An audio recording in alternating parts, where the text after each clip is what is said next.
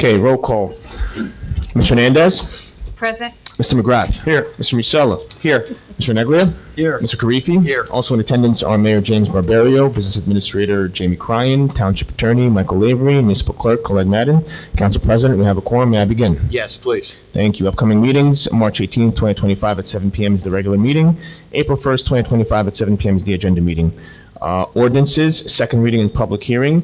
I'd ask you guys to please just do a quick review. If you have any questions, please do so now, and then if not, we'll move on. So Colette, I do have two questions. So Absolutely. when we talked about Lackawanna Ave last time, one of the requirements, or two of the requirements I asked for, one was to have the drive bays away from the lake area, so away from homes. And then two, looking at that from, I believe, the Highlands, and Judy, I'll look at you because you're way smarter than me at the Highlands, 1,000-foot buffer to homes for warehouses, correct? I would have to check on I think that. it's Yeah. 1,000 foot. So making sure that the tree line that's existing there remains intact, and that we're only talking about a redevelopment for the building, the lot that's already disturbed, not similar to what's happened in other areas where they've destroyed kind of all that area. That would be my ask in this, is that we keep those two pieces. So, so you would, when we come to vote, you would state that on the record that that would be a precondition or a condition precedent to them building this. So this way, Right. you know, if it goes, it gets transferred to the boards, they at least know that that's the condition. Thanks. Yeah, I do have one modification I'd like to make to ordinance 2025:2.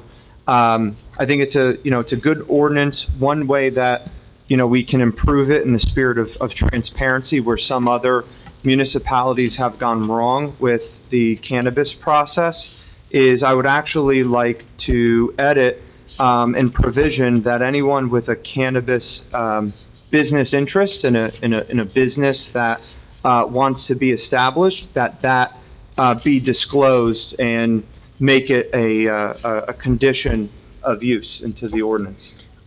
That's something when they come to vote on, you can have discussion, but that's something that would be under the administration's purview.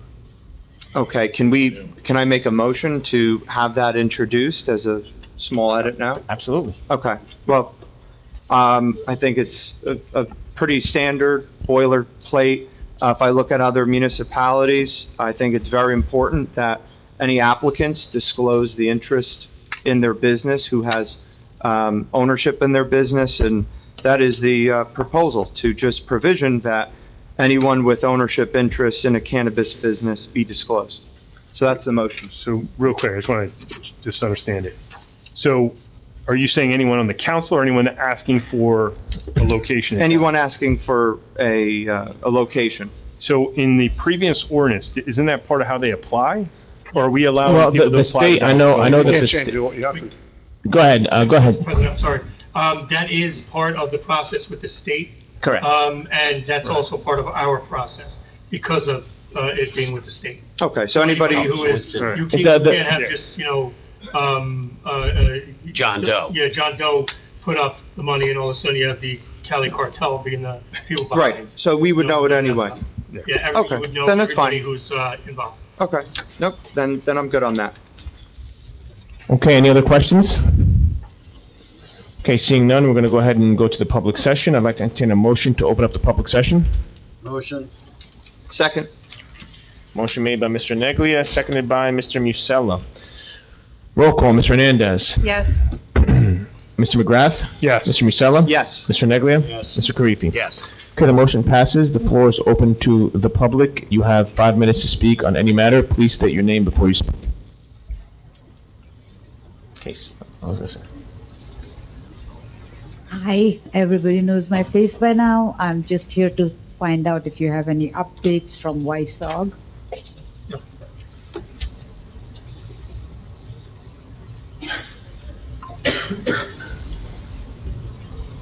Do you have any sense of when you might hear from them? No. Are you following up with them? Council President? Go ahead. Are you done with all your questions? I'm just getting a no, so I don't, I mean, for each no, it's like. No, I know, but it's like, the process you ask all your questions and then So, It's a follow-up on what's happening with Weissog, Right. and it's still a blank sheet, wall in front of me. right, no, So I'm just I've seen following it. up. I totally understand. With every no, then the thing is, what's the next step then? Okay. So, Council President, just as a reminder, this is a company that is located in Denville. Right. And a project that is located in Denville. No, It is 100% completely controlled by Denville. I did reach out to the business administrator again from Denville regarding this issue. He was on vacation for a week and should have some more information from him as soon as I connect. Okay. But again, this is a property in Denville. Right, no, I know, we absolutely really no have, control over it. we're Yeah. kind of at their mercy Yeah. because it's in their town. Yep. Can you, maybe, would it be all right for her to call you maybe in Sure. a week or so to Sure. see if there's any update? Sure. Would that be okay, ma'am? Okay, thank you.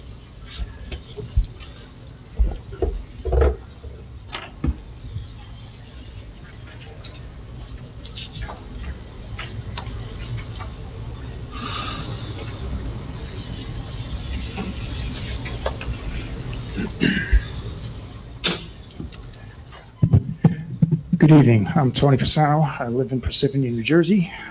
Past week, I saw online many videos of Mr. Musella utilizing position as his councilman and handing his council card out to police to offer to get some out of some moving violations. This is a clear violation of abuse of power by a public official. The law is against that. The law that can be found at NJSA 40A:19-22-5. It's clear. No government official or officer shall use or attempt to use the official position unwarranted privileges or advantages of him or other for himself or others. I see it this way. Mr. Musella has clearly violated the law, and is not only do I ask for his resignation, and I ask for ethics charges to be filed. In my opinion, it's a Hippocratic business. You need this? If you'd like to submit it, you're more than welcome to.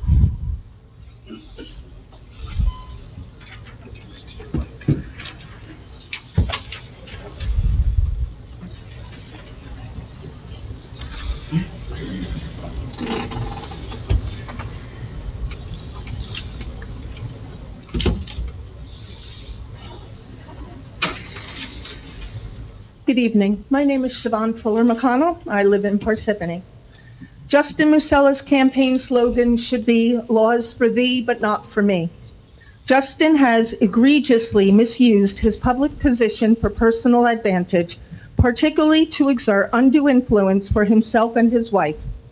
He sat in this chamber and said the police need to crack down on speeding. But then he brazenly flashed his business card to the officer when his wife was pulled over for speeding, seemingly attempting to intimidate and evade lawful duties. This behavior raises serious concerns about his ethical integrity and suitability for office. Justin's attempts to evade consequences for traffic infraction are not only shocking, but also illegal. The local government ethics law prohibits municipal leaders from exploiting their positions for personal gain. That's NJSA 40A:9-22.5. His conduct also violates NJSA 2C30-2 regarding official misconduct, undermining public trust, and raising serious questions about accountability in public office. Such actions are incompatible with the high standards expected of elected officials. I urge the council president and the township administration to contact the Attorney General's office to initiate a thorough investigation into Councilmember Musella's conduct for behavior unbecoming a public official. Furthermore, due to these serious violations, I call for his immediate resignation, as our township cannot tolerate corruption from its leaders. Justin Musella is an embarrassment to this town and should immediately resign.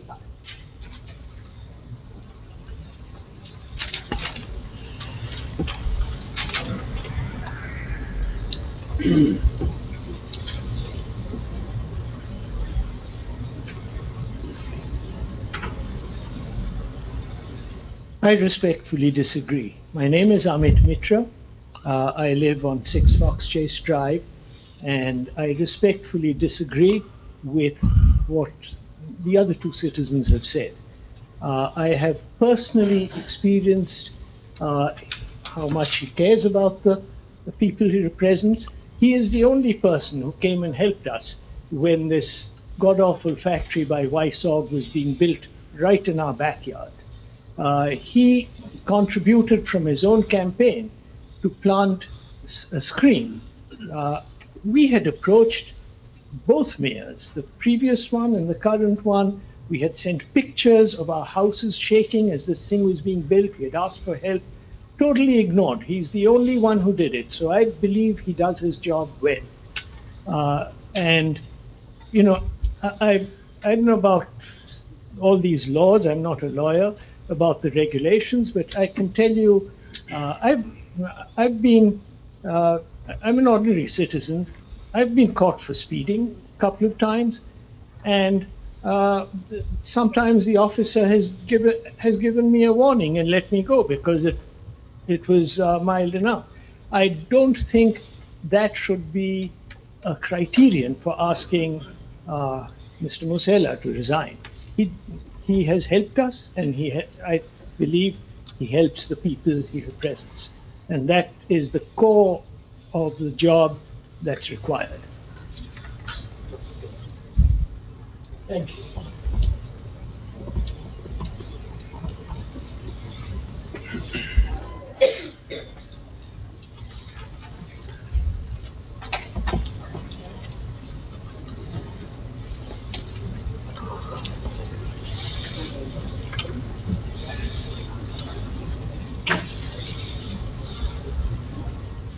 Anthony Longo, Lake Parsippany. Couple of things. Talking about a ticket that not a ticket, but speeding a couple of years ago, something would have been done by then. Secondly, that the roads in this town are atrocious on Beverick Road. You drive down there, you see people driving around, and they're trying to avoid those bumps. Somebody's going to get hurt on that road one day. And when is it going to get done? And third and final, says this bickering between Musella and Barbiero on the focus. Before the primary, won't you two have a live debate so everybody can see what's going on between you two to settle the matters for the town? Thank you.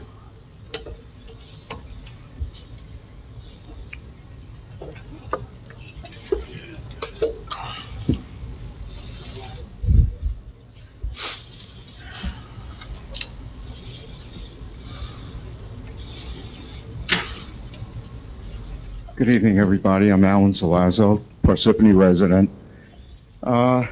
This video they were talking about, I remember with Justin and the traffic stop, was about a year ago, right? Mysteriously, right when the pilot program stuff came out. I looked at it. I haven't looked at it since, but when I recall, Justin didn't do anything. The officer actually looked in and said, "Hi, Justin, how you doing?" So he obviously knew who he was. So I don't see where this is going. I don't know. I've lived here 30 years now, and I respect every one of you. You do a good job. Justin does a good job. And we all have our differences of opinion. But I do think we should be doing this as a debate out in the open. And I'll tell you, I have a farm in Vermont, and a little town, I guess like Hooterville. And if this went on over there, there'd be a lot worse going on. People talk with each other. They're level with each other. And this is what we need. We're setting a bad example for our kids. My children, 37 and 30, but they're still my kids. And they see what goes on.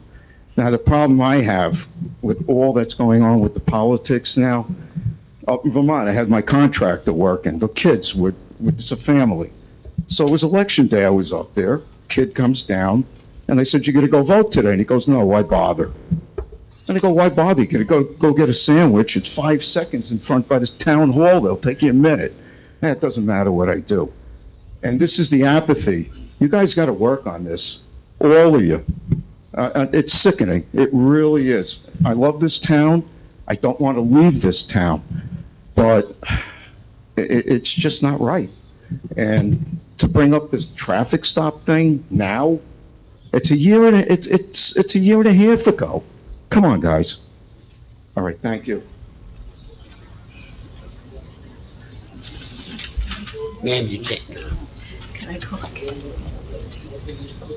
Hi, you all know me, Kim Anderson in Mount Tabor. I'm here once again because I have not received any response from either the water department or the mayor's office to set up a meeting to discuss placing my house in phase 2 of this water replacement project.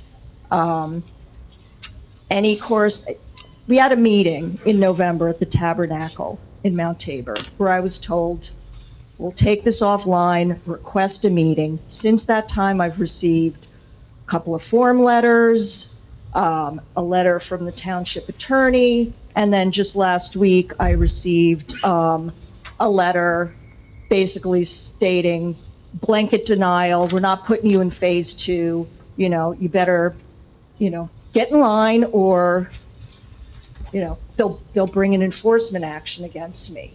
I responded, and all of you got a copy of that. You were CC'd. If you did not, I have copies here in case you'd like to refer to it now. My point in this response to the water department was that were it not for the water department's incorrect conclusion that we had a leak in our existing water line, we would not have been put in phase 2. It's a neighborhood project, and they generally keep houses that are in the same vicinity in a phase. They put us in phase 1 because they thought it was an emergency situation. Turns out there's no leak in our line. We've been through a lot the past few years, with our road collapsing for the second time, not having any access to our house. We had to delay putting on a new roof because the road collapsed. It leaked, caused damage that we had to pay for in our house out of pocket. I don't think I'm asking very much to be placed in phase 2. The 2 houses at the other end of our street, they're in phase 2. I don't understand this, and the lack of responsiveness is, it's shocking, quite frankly. So all I'm asking is, let us be placed in the phase that the rest of our neighbors are in. We all know about how terrible the contractor was. Everyone knows that. Hopefully, the phase 2 contractor will be better. That's really all I have to say about that, but I just want to point out this pearl clutching and, excuse my French, pissing match between, the mayor and Justin. I got to say, it's kind of unbecoming.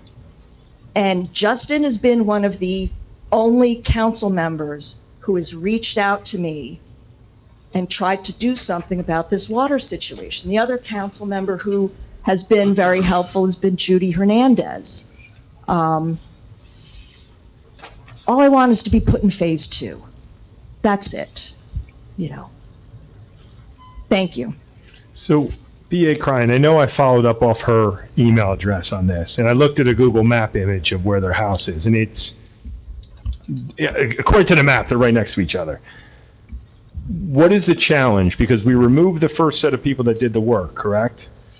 And then you want to be in phase 2. That would be acceptable. The houses at the end of the road are in phase 2. Did we ever determine, because I'm just looking for an answer, why that would not make logical sense? It's one road, and like I said, on Google Map, I didn't drive to your house, but on Google Map, it looks pretty darn close. This is a phased project. Can you move the microphone? This is a phased project that we're required by the state to do. it's costing us a lot of time and effort and energy to do this. The Andersons this isn't, the first meeting or the first ask from the Andersons. We've done a bunch of different things already. We've had issues from the Really go get-go. back and forth on this. Sorry. But there's been a lot of different concessions to date with this. I know that the water department has done a great job Your time's up. of trying to manage this project that's been thrusted on the town, not something that we're doing as a vanity thing. And we're doing it in a way that tries to limit not only the disruption for the residents, but also the cost for the residents. So with that, we put these projects out to bid based on a certain number and a certain type and plans and all of that stuff. Moving people from phase to phase makes it a lot more difficult, makes the bidding process, it almost compromises the bidding process in some ways, because we're pulling in, taking out. It almost gives carte blanche to others in the phases to move among phases. It's a really difficult thing to do. While it looks like and sounds like on a one-off basis that it's really easy, it's not. I mean, we've had multiple meetings with the Andersons, and they're good people, and they have been afflicted with some issues that have been thrust upon them that they didn't deserve. But at the end of the day, I think, from my point of view, I trust our water department. I think Sean and his team are doing an incredible job, not only just managing the day-to-day operations of the water department, but managing these incredible mandates that are coming from the state, from the federal government, and doing it in a way that is as least disruptive as possible. Right, but go ahead.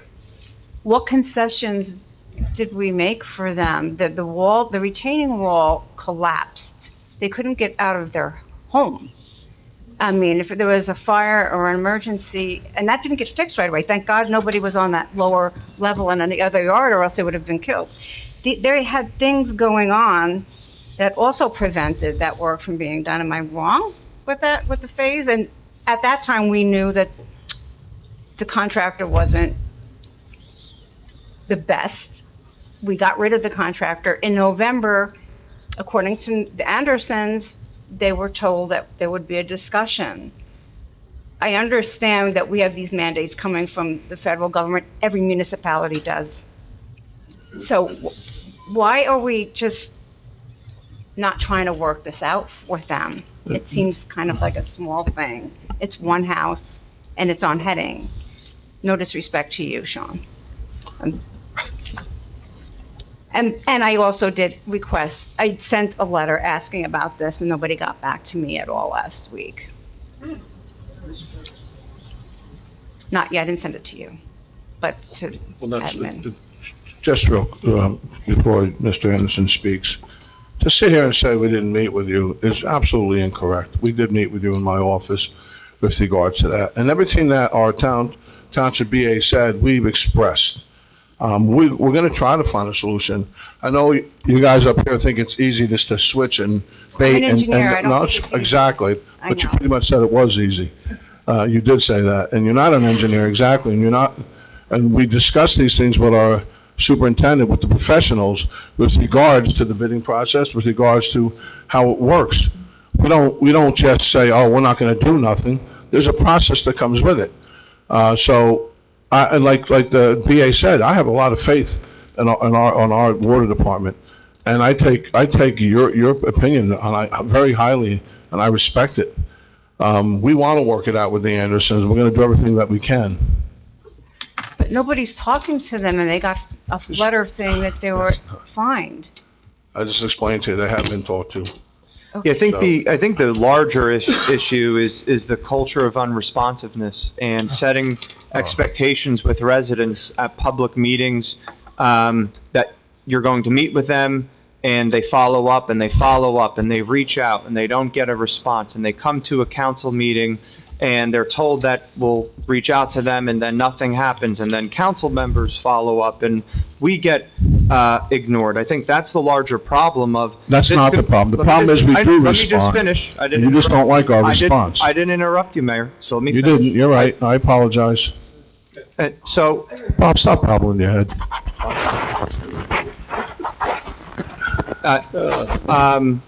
look, the resident was told at a public meeting that there would be a meeting offline, and just have the meeting. And, if the answer is no, the answer is no, but let's not have these poor people just continually chase their own tail. Council President, if I may, if we had another meeting, it would be either the third or the fourth one that I'd be attending. And I know that the Water Department has had multiple conversations, and I think that this should be settled with the Water Department. For the Township administration or the council or anybody to start big timing and changing things the way that things were done, I think the experts, these four people here are experts on this stuff. And there were concessions. The whole thing was rerouted at a great cost that we picked up. Our choice is never to do things differently than what the qualified engineers tell us to do. That's my choice. And they're here. They're going to do a great presentation that's going to be incredibly interesting, and everybody's going to love it. It's on PFAS treatment feasibility and the master plan, the water master plan. Maybe they can address it at that time. Okay, thank you. James Anderson, Mount Tabor resident. I've been here 21 years, and the last 4 have been very, very hard. Sir, please speak into the mic. Yeah. This has been going on for quite some time, and it's caused us a lot of stress and aggravation. On July 1st, 2024, the mayor, my family, Jamie Cryan, and the water department, Sean Andres and his assistant, Kevin, all sat down and we had a discussion about this, how to reroute this, how to address our personal problem with the digging up, digging up of the water line, which currently runs through my neighbor's property to my house. It's a great line, never once leaked. They told me it leaked. Then they told me years later they were wrong and they apologized to me. But a couple of years went by of a lot of anxiety and a lot of threatening emails and letters back and forth. I've appeared before you like 10 times in the last 4 years over this issue, okay? So do I feel confident it's going to come to some kind of a positive resolution on our behalf? Not at all. But we'll keep trying. We're going to keep fighting this. The reason why we are put in that first phase with a terrible contractor, Regal Contracting, and I know you don't pick your contractors, you get the low bid, was because of faulty information provided by them. They said the line leaked. It didn't leak. It never leaked. And then they proved it didn't leak. So why we're not in another phase is beyond me. We should be in the phase with our neighbors on our street. I live on East Heading. I've got 2 neighbors down the street, okay? Put me in that phase, all right? Enough with the threatening letters and innuendo. It was decided back in July 1st, 2024, right here in the mayor's office, the water line will go through the woods from St. Peter's to adjacent to our property. An arborist will evaluate health of oak tree next to our house so that the effects of the excavation of that new water line would not damage that tree. And we will be notified prior to construction, no cost to us of any part of this line.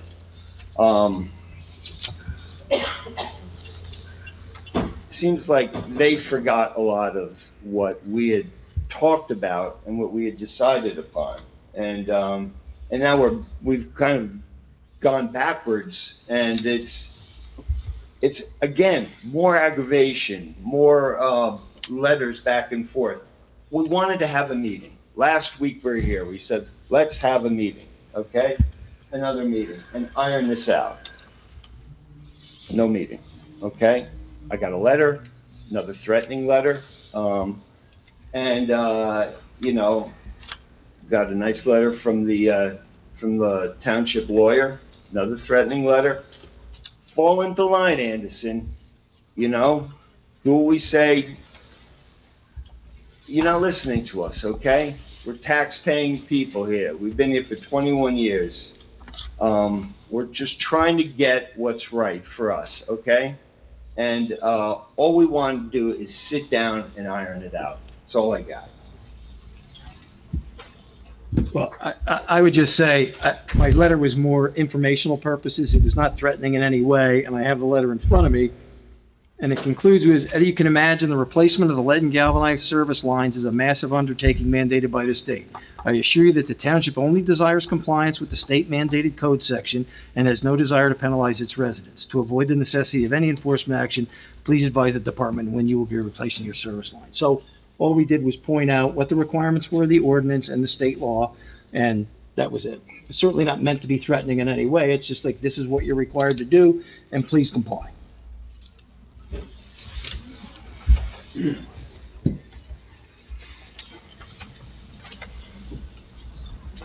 My name is Jack Rea. I'm a member of the Parsippany Board of Education.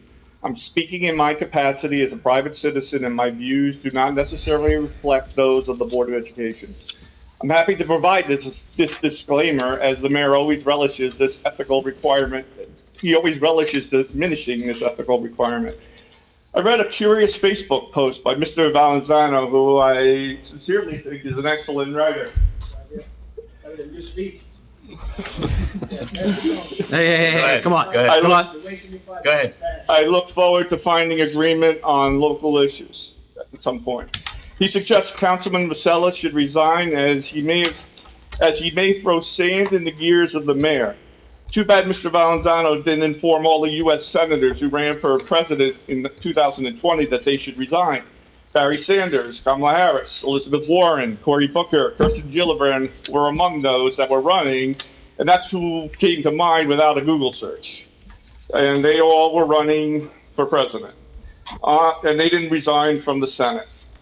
On the traffic stop, there should be far more emphasis on the issues, and I hope to see debates between the mayoral candidates to discuss issues of concern to the town.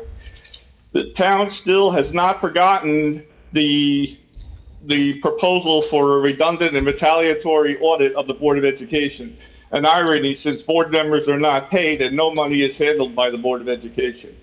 In September 2024, a press release went out declaring a series of meetings between the mayor and the Board of Education to discuss how money received from pilots will benefit the school district. 6 months later, there's no progress, but even without the impact of pilots, inflation will cause fiscal strains that will only be made worse by the number of students that will come into the district in future years, and there will be no revenue to service them. Unfortunately, the election has gone into the gutter. Councilman Masella is criticized as a carpetbagger, while the mayor has secured endorsements of politicians, fewer from Parsippany, and to me, those endorsements are less important than those of the citizens of Parsippany. Similar to national politicians getting any endorsement of celebrities such as Beyonce, George Clooney, and the much sought after Taylor Swift endorsement. Contested primaries are good for the town. Let's get out of the gutter and do a service for the town with vigorous debates to discuss important issues. Thank you. Mr. Rea, before you go, I have a question for you, sir. So you've come up and said that there's going to be 200 kids, I believe it was from 1515. I think you wrote 600 pilot kids from other developments. And you've also said on some of the Facebook streams with Councilman Masella that there might be thousands. Does the school... I just need you on the mic, Mr. Rea, just for the record. Indulge me for back and forth. what is the number of pilot children that are expected from the developments that were previously under Mayor Soriano and under the previous council? What are the numbers of students and My what's the number? understanding is 1515 is the Soriano pilot. Yep. And that's approximately, How many kids? Please be quiet. Come on, you know better. Whatever. it's a Soriano pilot, and that's approximately 200 children. 200. Based on the number of units there. You know, we do a demographic study. A demographic study was done, and it's about 200 children. Council President, would you be able to send me that study? Yeah, it's posted. Okay. Thanks. Go ahead, Jeff, please. So there are other pilots that have been passed since then, and they were vigorously debated over the last year and a half. I attended them, And, yep. Yes, and now there's, based on the number of units that are going to be built over the next 5 to 7 years, there's approximately another 600 children projected to come into the district. Campus 2 and 3, 600 kids roughly. Yes. Okay. I don't remember all the names, That's good. but approximately 600 kids. And again, without the pilots, the district is financially strained, and not just Parsippany, but other districts across the state. They're strained because of the 2% tax cap, and they're strained because we have inflation. We have, there's just, it was okay to have the tax cap when you have 1 or 2% inflation, which we did for about 15 years. In the last 3 or 4 years, we've had increasing inflation, okay? And that is going to cause a lot of trouble for not just our school district, but all over the state, all over the country, really. Sure. Towns too. Sure. Yes. Yeah. Or towns, basically businesses as well. So it is a problem. So 800 kids roughly, and then I think you said 20K a kid roughly, but inflation, there's going to be a growth to that, obviously. Well, there's going to be 800 kids coming in, and then there's no teachers to service those kids. Sure. And there's no facilities because we're pretty well, the school district is pretty well stacked as it is. There's not a lot of excess room, which then raises the issue of, do you raise the class sizes? Okay? Sure. I recall that. Yeah, you guys had passed go to 25, one in elementary, right? All that happened, and again, I keep saying we, what the Board of Education did was just actually the superintendent waived the limit on the class sizes. That doesn't mean that class sizes were increased. He basically needed the flexibility to do so because there was some strain. Understood. And then with the addition of Littleton, what was the expectation? Because I know there was a long-term facility management plan that's published to the state of New Jersey. Are you familiar with that? What was published to the state of New Jersey with the Board of Ed? In terms of what we expect to have room for in the schools? Maybe, but it doesn't ring a bell right. Okay. I'd be curious, and again, I know we're way over your 5 minutes, so apologies to everybody who gets yelled at. I'd like to understand, again, I'll offer to sit down with you because I have a challenge with some of the things that you said, but I'd love to have a conversation. So, thank you though for going on record. Before, and I think the numbers are fairly sound. All right. And again, based on demographic studies and what we're anticipating, what the Board of Education is anticipating. All right, very good. Thank you. And I think one of the other outstanding items that Mr. Raya brought up is what is the status of the Board of Education budget? It's come up routinely. We've been told that there's been progress. B.A. Krein, what is the latest with the Board of Ed audit? I don't have any update on it. Well, what is the person doing the audit doing? Well, I don't have any update. I haven't followed up on it. I'm not, I have other priorities going on right now. Okay. By the next council meeting, can we expect to get an update on the audit? I'm really focused on the budget stuff and the cannabis and the affordable housing, but if it's possible, I'll try to get to it. In September, this was such a But I'd priority. also like to congratulate the school board for getting an increase in state aid this year, 2% increase. In September, this was such a priority to do that we rushed this, and now, for whatever reason, it's completely off the radar. So I don't want to have to start putting in Oprahs, but I would like a full update on where we're at. So to be clear, though, you voted it down. I voted did. for it. Yeah, I know. You want the data. I'd like to know where we are too. Okay, Right, here's so- what we'll do. Matt, I'll make sure you get it. Let's sit down and We'll- review in it. fact, we have a committee. We have a committee with regards to the Board of Education. Matt, you're part of that committee. Frank, and I'll speak to the vice president of the Board of Ed will meet, we'll discuss it, and, we'll go forward with that way there. Will it be released to us so we can get it? Well, when we're gonna meet, our committee's gonna meet, and we're gonna discuss it. And, Okay. Nick Komiak, Lake Hiawatha. One question. I'd like to know on the consent agenda, I want a definition of what is meant by surplus property. Is this municipal property? Is this a vacant land adjustment? And a correction, 1515 Route 10 was a John Inglesino pilot deal, not Mayor Soriano inherited that from Mr. Inglesino's deal, one of his fast-track deals. that's incorrect. Well, I'll okay, you can speak. all I don't right, think it's time. I guess I was dreaming when I was here in the town hall and it all happened. This politics should be about issues of the time. Now, I understand that this film with our congressman being pulled over by a police... Councilman. What did I say? You called me congressman. Well, Yeah. maybe in the future, who knows? But if you remain the Trumper, I hope not. I can't understand why, unless he was pending a criminal charge or a heavy fine, why anyone would even bother to put in an Oprah request for you being pulled over. Doesn't mention time, circumstances, traffic, what speed you were actually doing. The police officer did the right thing. He extended courtesy, and it moved on. But who would even authorize a Oprah request like this to be processed and a year ago? So it's clearly dirty politics. And it's just, like I said, we should talk about things that mean things to people that our times are facing, not quibbling about somebody speeding. That's a common phenomenon. That's life by auto. That's the way we designed our society. And you're never going to stop people from speeding. But, it's even an ambiguous term, speeding. You weren't reckless driving, were you?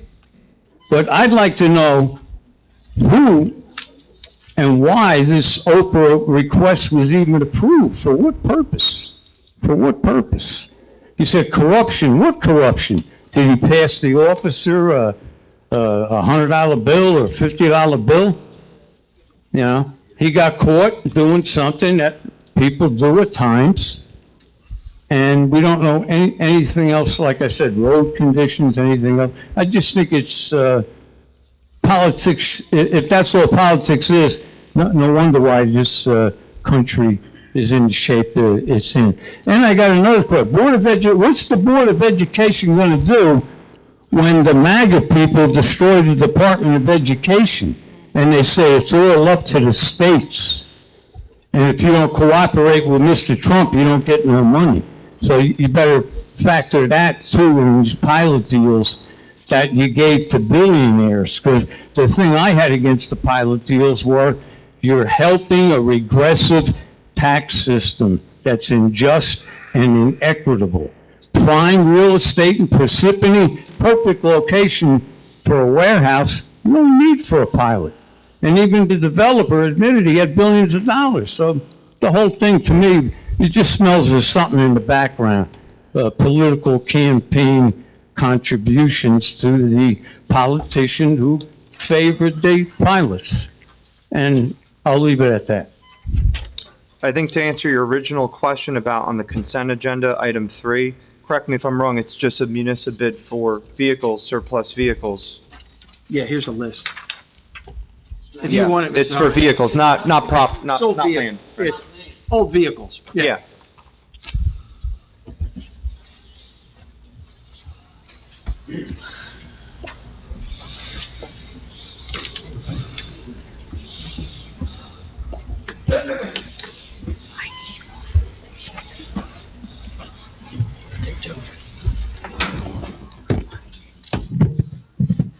My name is Bob Venezia, and I live in Parsippany.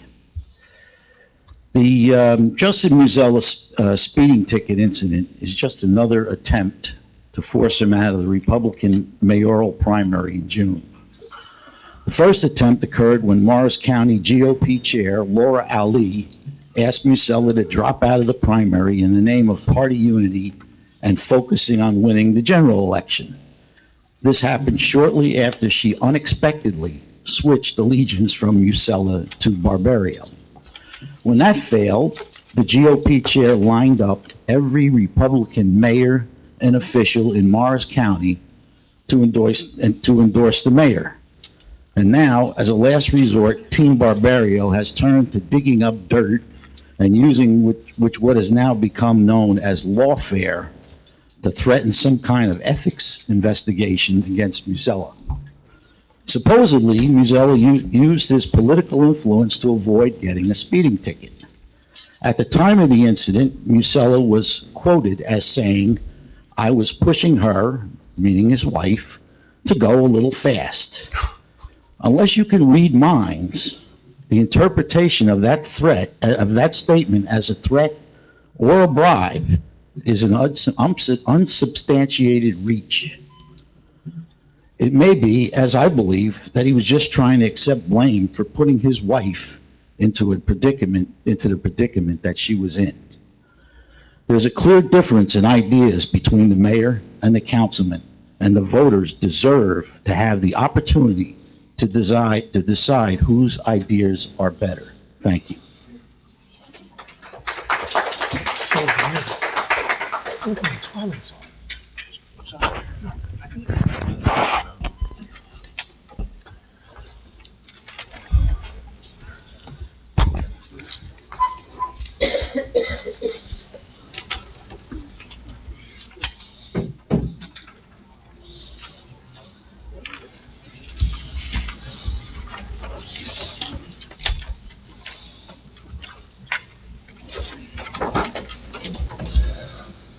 My name is Hank Keller, and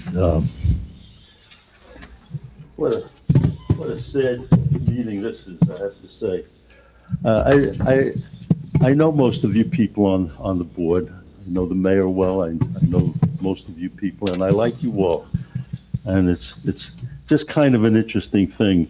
I'd like to tell you that I have picked a position for this coming election, and it's not because of any of your personalities or any of you.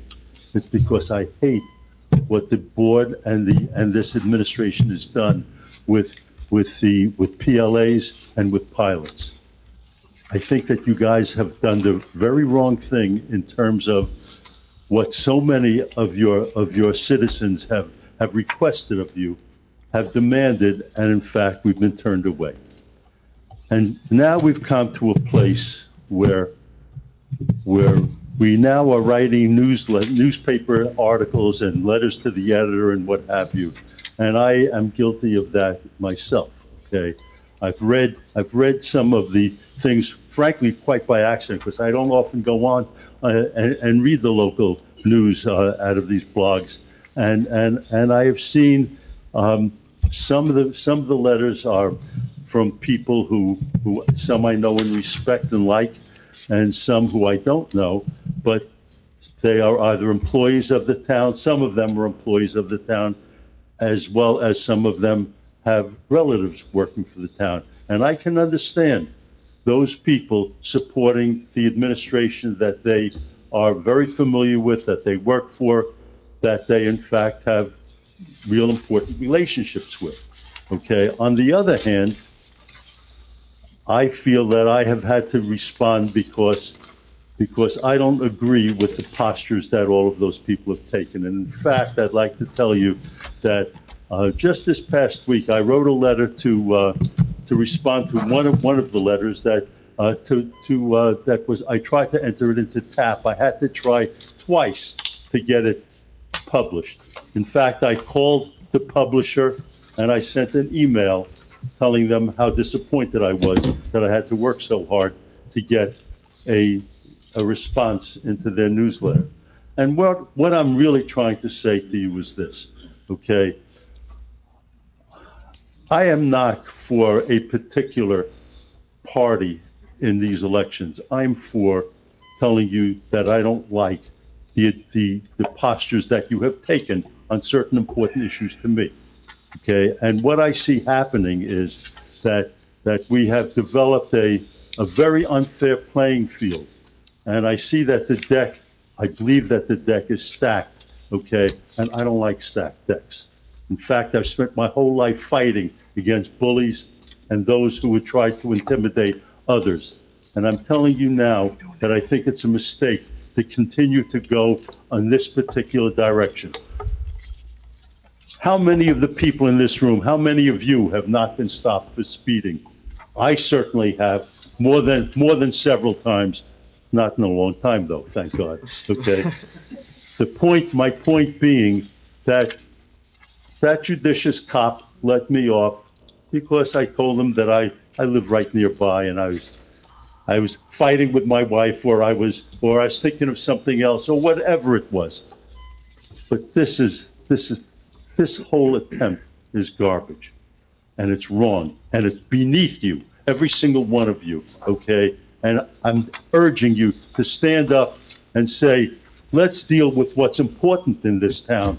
Let's not try and go after those who we don't like or who are perhaps dangerous to our thinking or our interests. This is really nuts. And the other thing that I wanted to say is, and I don't want to make a big deal of it, but one of the people wrote something talking about this stupid speeding situation and comparing it to a candidate that you have picked to run in this next election. And one thing is a speeding stop, and the other was clearly judged to be election interference. Now, how in the heck can we feel that something like that is similar or debatable? Now, I don't care who anybody picks to run with them. I couldn't care less. I'll make my own decision. But I'm saying to you that we are allowing us to pick up the lint from the floor and make it into a whole blanket, and then leaving ourselves open to scrutiny that it can't stand the scrutiny. I'm sorry, guys, all of you. I tell you that you're doing the wrong thing for yourselves and for the people of Parsippany, and I urge you. 30 seconds, sir. I urge you to think through the way that we're going, because it's not a good way, and it's not earning the respect of the people. Thank you for your time.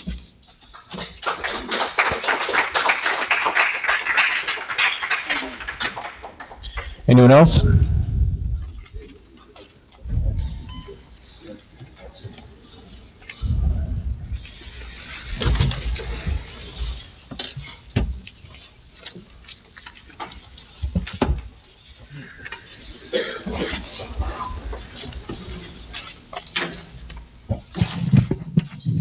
Good evening, everybody. It seems like there's a large number of people here compared to normal council meetings. It's very good. I just happened to find out the issue about the speeding, actually. I'm here for a different reason, but I just want to mention that the speeding issue should be put aside.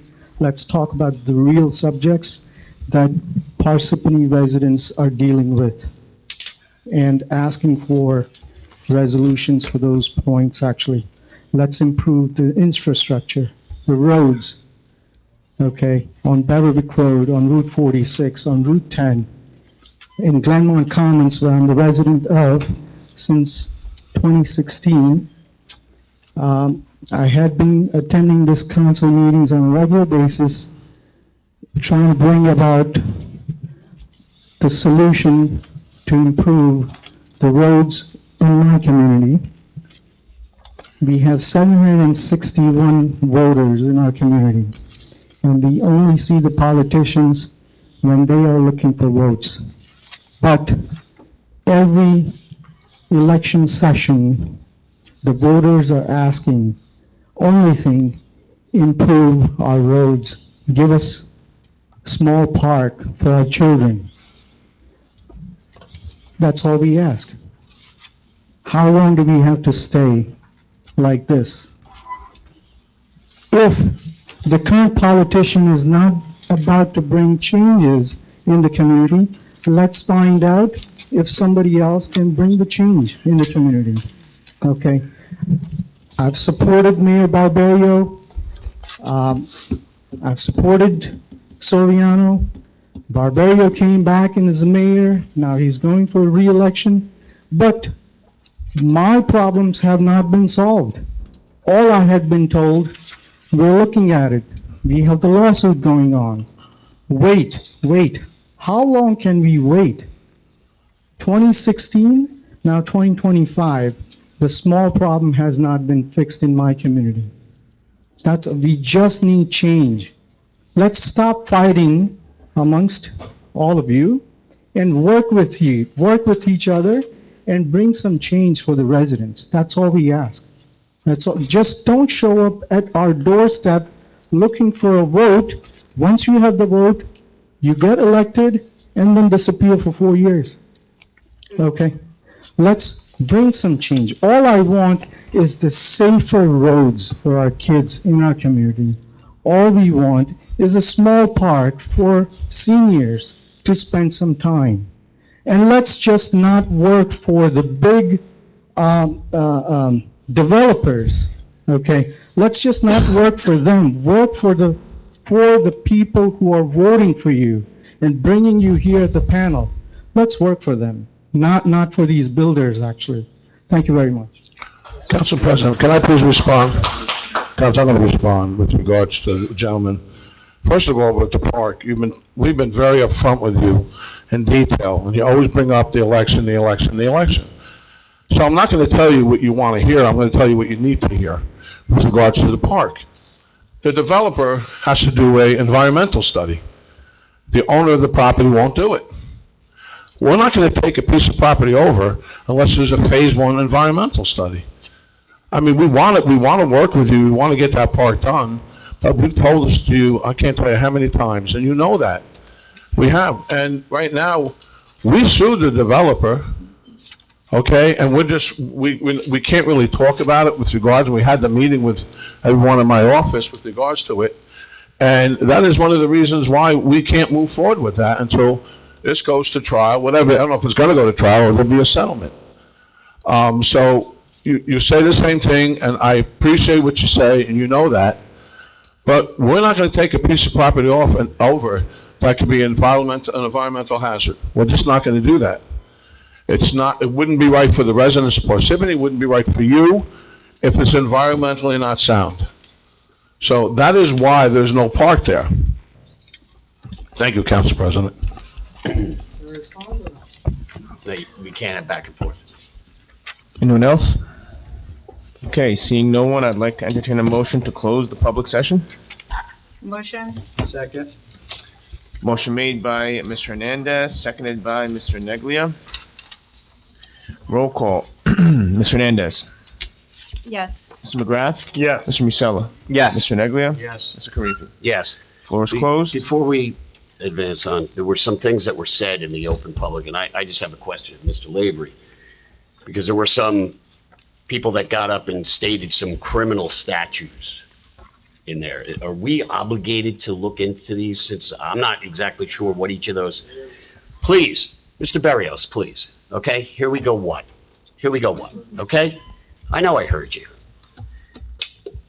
There were some criminal statutes that were brought up, and I'm not exactly sure what those statutes exactly state, but is that something that we are obligated into looking into? I mean, we have residents saying Mr. Musella does a great job, this and that. You can still break a law and do something nice for someone. So one is talking about a totally different thing. But is that something that we are obligated into looking into, since residents came up here and stated criminal statutes? Well, you had two things that were brought up. One was the local government ethics law, which is quite simply, and I don't know the situation here, I haven't seen the video, I don't know this, but if if this was true, and again, I don't know whether it is or not, you can't hand credentials and get special treatment from a police officer when they pull you over. It's different if a regular person gets pulled over for speeding, and then the officer says, well, you don't have a bad driving record, I let you go. That's one situation. But if you're an elected official and that you try to use your office to obtain some advantage that another resident wouldn't be allowed to get, then yeah, that's a violation. It would clearly be a violation if that happened of the local government ethics law. And quite frankly, that would be similar, I guess as an example, would be the Port Authority Commissioner whose daughter's boyfriend was pulled over and she flashed her badge, and that falls under the State Ethics Commission. But I think she ended up paying a $1,500 fine and is found guilty of violating that. But the State Ethics Commission doesn't have control over local government officials. That would be the DCA and the Division of Local Government Services. So, yeah, you cannot offer your credentials to a police officer in order to get out of a ticket. But I also think add on to the council president's point, if somebody just comes before this board and says, oh, this individual violated criminal statutes, that's just going to mean we abandon good judgment and say, okay, well, you know, they said this, so let's go ahead and do it, because I think that's a very dangerous precedent where we just start having people come up, cite a criminal statute, and then launching investigations. No, and I'm not saying that. I'm not saying that anybody's presumed to be guilty, but when somebody makes allegations like that, I think you would want to get your name cleared, and if there is a video or whatever, send it on to whomever. I'm not going to decide whether you or anybody else is guilty here. I'm just saying, if somebody made the allegation and there was evidence to that, and the council felt that that should be at least vetted one way or the other, yeah, you would send it up. That's all. Mr. Lavery, is this something we need to discuss in closed session, being it has to do with possible illegal activity, or just something we can, based on attorney counsel privilege? You can discuss it in open, or you can discuss it in closed. Let's discuss it in open. I have nothing to hide. You were on film. I guess you wouldn't. But yeah, you're very familiar with the film. You sent it out last year. Can I ask a question? Let's not start talking about who's sending anything out, Justin, because I can give you a laundry list of what's going out. Okay? And, go ahead. Well, let's start with this. We got Justin's, some supporters handing out flyers at a Board of Ed building. You want to get a picture of that, Mr. Barrios? Thank you. We have, that's Mr. Barrios' statement. That's something different. So we have all kinds of cool stuff here. We have what was this other thing that went out, Mr. Justin? The triad of something, triad of treachery, sent out anonymously by Tim Barrios originally, but he forgot to remove his picture from it, so that's there too.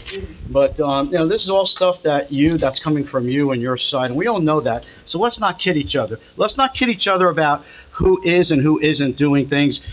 Mr. Heller, I can't agree with you more than trying to do everything above where it should be, and not bring up things that happened 14 years ago, like happened to Mr. Patel was accused of. Mr. Shaw. 14 years ago. I'm sorry, Mr. Shaw. Sorry. That's your running mate. That's correct. I was looking at someone else back there.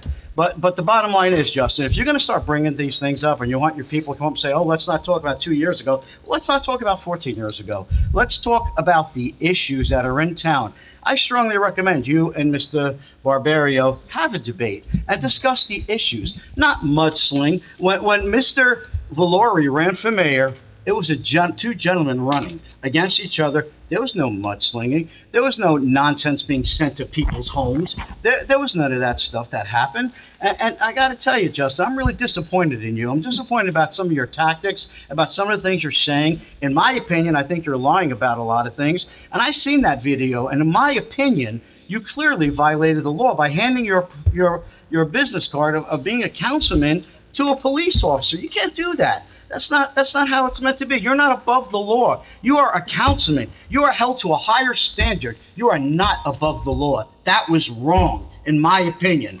So I'm pretty upset about that, because I can't tell you, is there any councilman up here that's gotten a ticket in the last few years in Parsippany? Mr. McGrath, tell me what happened. Yeah, we got a ticket last year for registration, and we paid it. Okay, did you show your councilman card to the officer? No, we just paid the ticket. Thank you, Mr. McGrath. Yeah, being above the law is not what we're here about. We are here to support the law, support the people of this town, and do what's right for the town and the people in it. I'm sorry, Mr. Masella, you can be angry at me when you want, but I'm speaking my mind and what my opinion is. So we can do one of two things. We can go discuss this, and what, in my opinion, is an ethics violation in closed session, or I'm gonna make a motion now. And actually, you know what? I am gonna make a motion now. I make a motion to direct the township attorney to prepare a resolution of censure against Mr. Masella for an abuse of power, to file ethics violation of official misconduct for the act of using his council position Excuse me, you to can't avoid speak. speeding, Please, to avoid a be speeding quiet. ticket, and to forward Please be the quiet. video Okay, to the please, appropriate please. authorities. Have a good night. This is political theater at its best. Absolutely So, not, Mr. Masella. what What you're you're Just doing one is- person at a time. Hey, Nick, come on, Nick. Nick, please. Nick, come on. Nick, please. Nick. Finish your statement, and then Justin, if he wants to I made a speak, Mr. motion. Musella can speak. Okay, do we have a second? So let me ask you a question. Can Sure. we discuss this? You cannot discuss this on the floor unless there's a second to the motion. All right. I'm going to second it for the sake of continuing this conversation, because I'd like to hear from Councilman Massell in terms of what his position is. Okay, so a motion was made by Mr. Neglia, there was a second by Mr. McGrath. We can open the floor to discussion. So this is just discussion on the issue that they're talking A about. discussion, but then followed by a vote. Let me. What did you present? I haven't watched the video, so I don't. Well, I think that's important, you know, I mean. Tell me what happened. Sure, so the video that is in question is almost a year and a half old. It's been circulated previously by the mayor during the pilot process as a way to intimidate me then, and it failed then, and it obviously I is think being... you want to know what happened in I'm- this scenario. Can I didn't interrupt you. Okay, go ahead. And it's obviously being recirculated now to do the same thing because there's an election coming up. But let's talk about the video. In the video, you know, my wife is driving me to a train station. We were pulled over by a police officer. My wife presented her identifications. She did include the council card. The police officer, if you watch the video, actually knew who we were. So it was, you know, not necessary. And I trusted the officer's judgment. I see we have our, you know, chief here. And I trust the judgment of our Parsippany Police Department and the judgment call they made. I did never ask for any special treatment. And, you know, I told in the video, we were going a little bit above the speed limit. I was late to catch a train, and that's it. So you presented your card, though, but you don't feel... My wife was driving. Do you feel you did anything wrong? I feel that we shouldn't, you know, the card had no place, you know, I don't feel like that should have been presented, and I own that, but we didn't ask for any, you know, special treatment, and the officer knew who we were, if you watch the video. And I encourage you to do that because it's a highly edited video, of course, because it's used for political purposes. Can I respond to him continually saying for political purposes? First and foremost, you're the one that said our traffic division isn't doing anything here in Parsippany. You're the one that said 2 days before you spoke at a resident's house with regards to Meadowbrook Road, and that you're going to fix the safety issues over there, and yet you're the one speeding on that road, not us. We didn't speed or anything like that. Maybe you should look and be really upfront and let us know if you received any other tickets going forward for any infractions. Maybe you had 4 prior to this one. Maybe you should, you know, let the residents know about those as well. But that's beside the point. You're the one that brought up public safety. You're the one that continues to say you're going to make the streets safer in Parsippany. Okay? And we're doing a good job. I got to thank the chief. We beefed up our police department with 20 new police officers. Our summonses are up, speeding's down, and all that. You're the one that keeps saying we're not maintaining the public safety here in Parsippany. But you have a card that can get you out of a ticket, and that's okay. Okay? Every time you want to take a shot at me with regards to saying you're not keeping the road safe, Mayor, well, maybe I wasn't. Maybe I wish I could have caught you myself. The bottom line is this. Public safety I take very seriously, okay? Especially when I have a councilman saying to me that our police department's failing, it's not doing anything. I got a problem with that. And then, as you saw in the video, he gets pulled over for speed, not him, and says, you know, I encourage my wife to go faster. Now, what if your kids were on that road at the time? You don't know. You don't know. Okay? You don't know. Somebody can get hurt. Somebody can get killed. But I encourage my wife to speed. And, you think that's a good thing? I don't. And I don't think it's even funny, and I don't think that nothing was done wrong. No one ever called him out for speeding, other than that when he came and said, our police department isn't doing anything. And I'm going to beef up. I'm going to be the one that's going to make these roads safer. And just because someone does a good deed, and they get a ticket, they get a pass, it doesn't work that way. It just doesn't work that way. Okay, I'm the mayor of the township that I take public safety seriously. When I have any, it doesn't have to be just Justin, any council member ever goes after the police department, after what I came back to, 81 deployable police officers, we had no traffic division whatsoever. Our crime rate was up, well, due to several things, and all of a sudden we straightened it out and we fixed it. But since I fixed it, we got to put a jab into it and saying we're not doing anything. Well, we're doing a lot here in town. We're doing a real lot, and I want to thank the chief, I want to thank the police department, because you're getting some bad publicity out there from individuals that you don't deserve whatsoever. And everybody wants to come up here and say, well, I got caught speeding one time, I remember this and that. Well, guess what you weren't? You weren't a councilman. You weren't an elected official. That's the big difference. Yes, you might be able to get away with a ticket. I don't flash my card if I get pulled over. I'm not going to. I don't deserve any preference. Nobody up here deserves preference whatsoever. The most important thing to me is public safety. And if a councilman breaks the law, he should pay for it. Or she, whoever she is. I'm sorry. I was on Littleton Road when that kid got killed. And you can smile all you want, Bob. It's not funny. I was on that road and I was distraught. And I was frustrated when I left there. And it really made my heart sink, watching those parents. The parents that night, they didn't know what to do, what to say. I had nothing, I didn't even know what to say to them.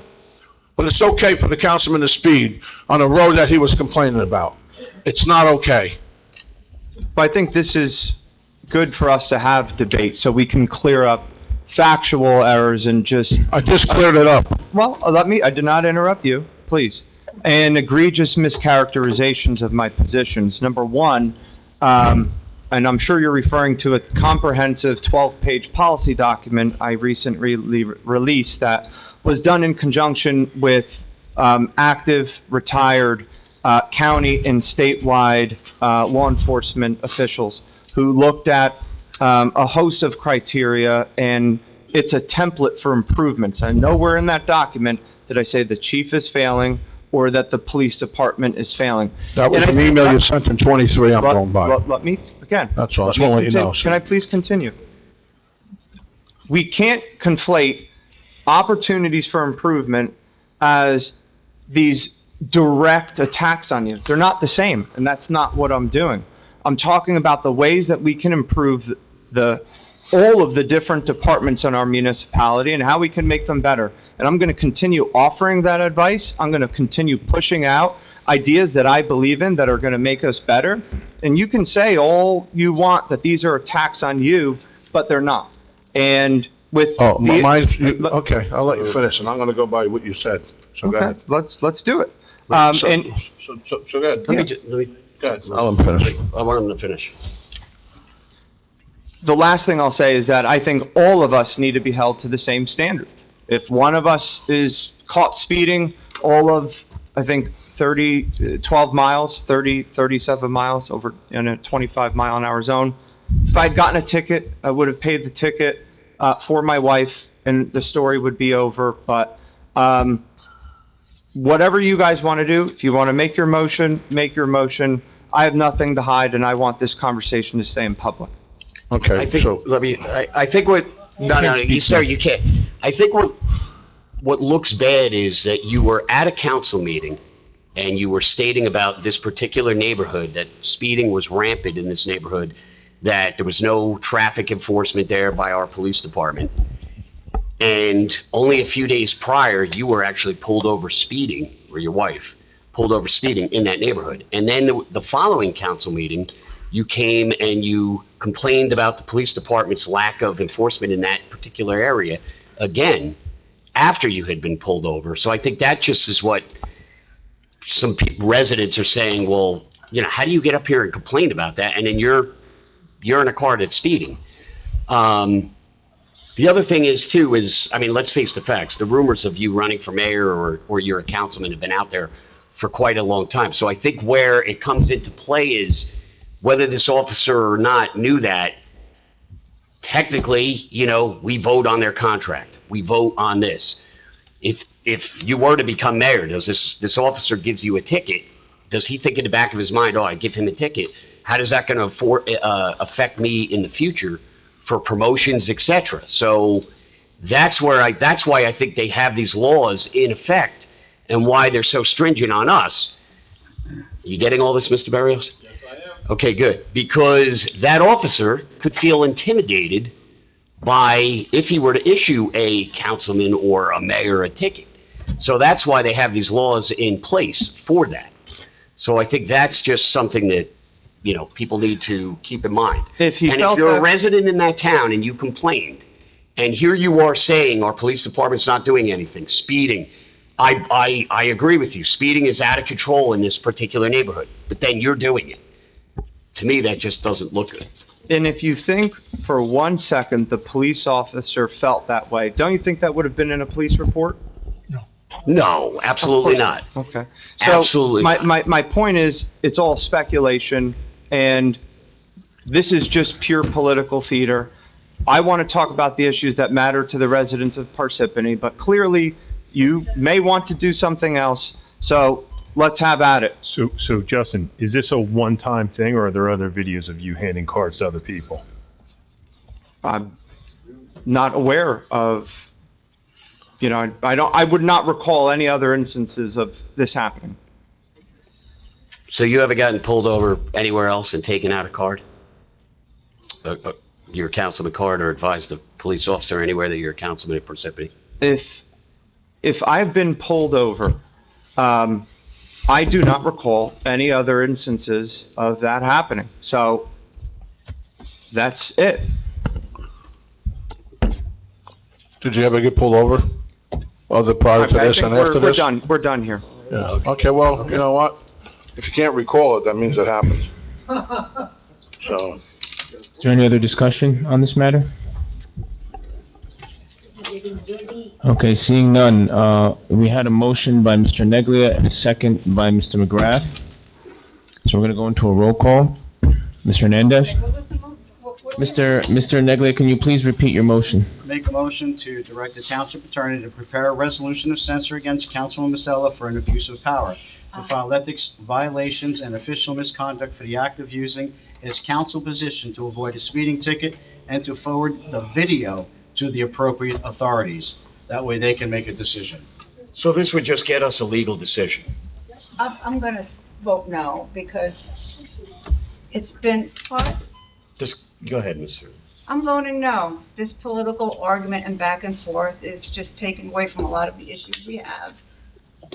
And I just don't see any benefit for it. How about a statute of limitations? Shh, please.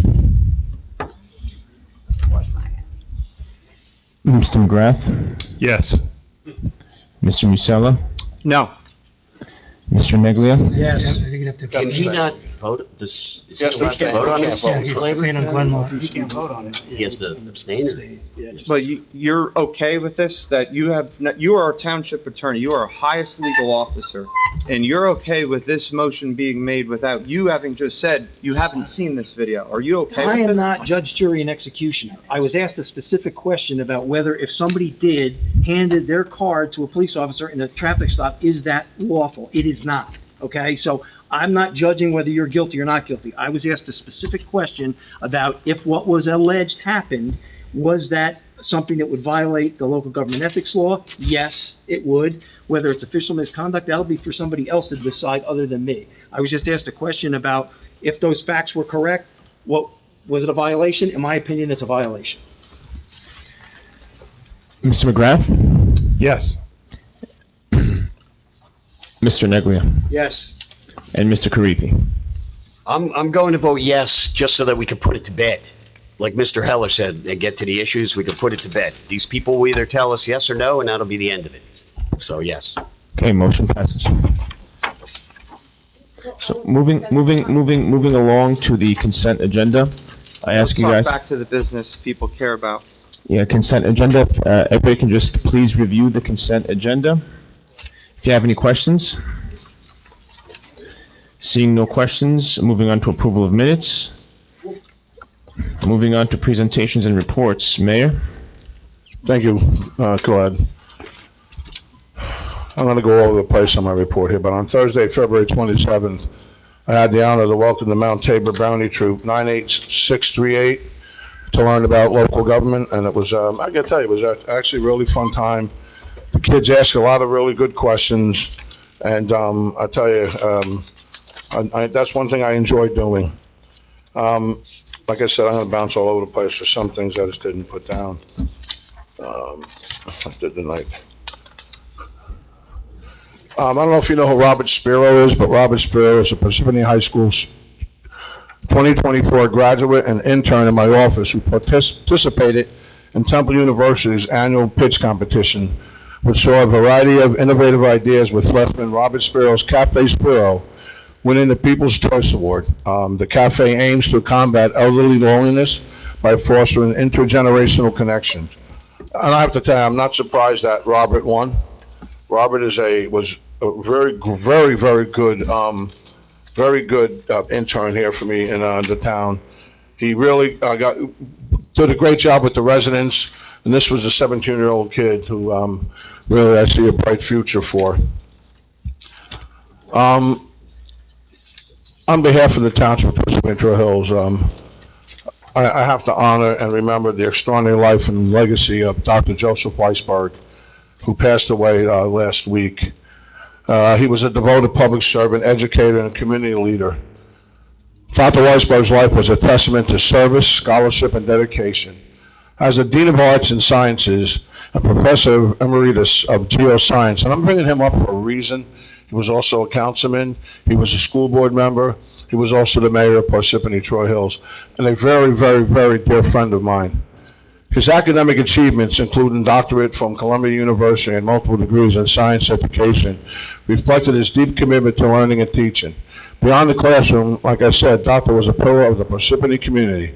Since moving to the township in 1975 with his wife, Gloria, he dedicated himself to numerous civic and governmental roles. He served as Township Council President from 1988 to 1994, and as Mayor from 1994, always leading with integrity and a vision for a better community. His contribution extended to the County College of Morris, where he served as a trustee for 25 years, and to the Morris County Open Space and Farmland Acquisition Committee, which he helped found. Dr. Weisberg's passion for public service and engagement was evident in his roles as past member and vice president at Parsippany Board of Education, past president of Lake Hiawatha Jewish Center, past president of the Kiwanis Club of Parsippany.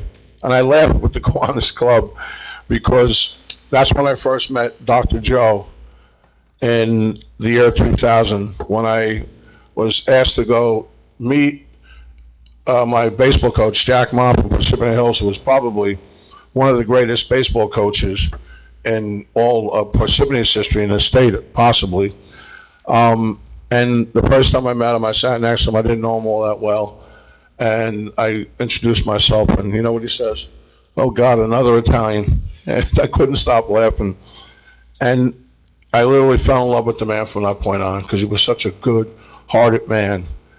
I'm truly going to miss him. He was a big part of my life and my children's life as well. But he was a great public servant here in Parsippany. So rest in peace, Dr. Joseph Weisberg. Your service, kindness, and wisdom will never be forgotten. And today I've been wanting to congratulate him for the longest time. Nick Bronzino. I have to tell you, I see a bright future for you. I have seen you work that PAL like I've never seen any other director work it. Your heart is in it, and I'm here to work with you. Now, I know you've gotten some pushback with regards to a former PAL director, and I'll say his name, I don't really care, Sam Yodice, with regards to the PAL and making comments with regards to you being there when he couldn't even do the work, half the work that you do. And I hope he hears this now that he's over in Woodland Park as the administrator. But anytime you have an issue or a problem, when anybody tells you, you know, what's your business plan, please feel free to come to me, because the business plan is working with the Township of Parsippany-Troy Hills. That's what the business plan is. That's the plan altogether. We're supposed to work together when it comes to that, our children, our kids, and our sports youth groups. So you have my 150% support. And I want to thank you for all the things you're doing over there now. Also, yeah, she doesn't get enough kudos, but they try to beat him up, so you deserve it. And I'm going to confront that gentleman, so don't worry. So, as we know, St. Patrick's Day is coming, and I have to make my comment today because the next meeting is the 18th. So I wish everybody a happy St. Patrick's Day. Celebrated on March 17th, this day honors St. Patrick, the patron saint of Ireland, who is credited with bringing Christianity to the country in the 5th century. Originally a religious feast day, it has evolved into a celebration of Irish culture, marked by parades, music, and the wearing of green. And I wish all Irish Americans, all Americans, a very, very joyful laughter and a great, great St. Patrick's Day and Irish luck cheers. So, Yeah, I know. you're token Irish person. I know. So, that being said, thank you, Council President. Township Council? Yeah, I won. So economic development is going to be celebrating alongside Mayor James Barbario, Hakeem Hot Chicken and Biscuits on 9 North Beverick Road, Thursday, March 13th at 5 o'clock. Public is invited. Officially open to the public at 6 o'clock. So definitely, if you have an opportunity to attend, you should. Also, the Economic Development Committee is excited to announce the grant opportunity to support local businesses with critical funding will continue through 2025. Eligible businesses may qualify for grants ranging from $5,000 to $50,000 to reimburse costs associated with interior and exterior enhancements and the purchase and installation of new furniture, fixtures, and equipment. In collaboration with the Economic Development Authority, the committee has successfully connected over 20 Parsippany businesses with these grant opportunities, and collectively these businesses can secure over $1.3 million in funding approval.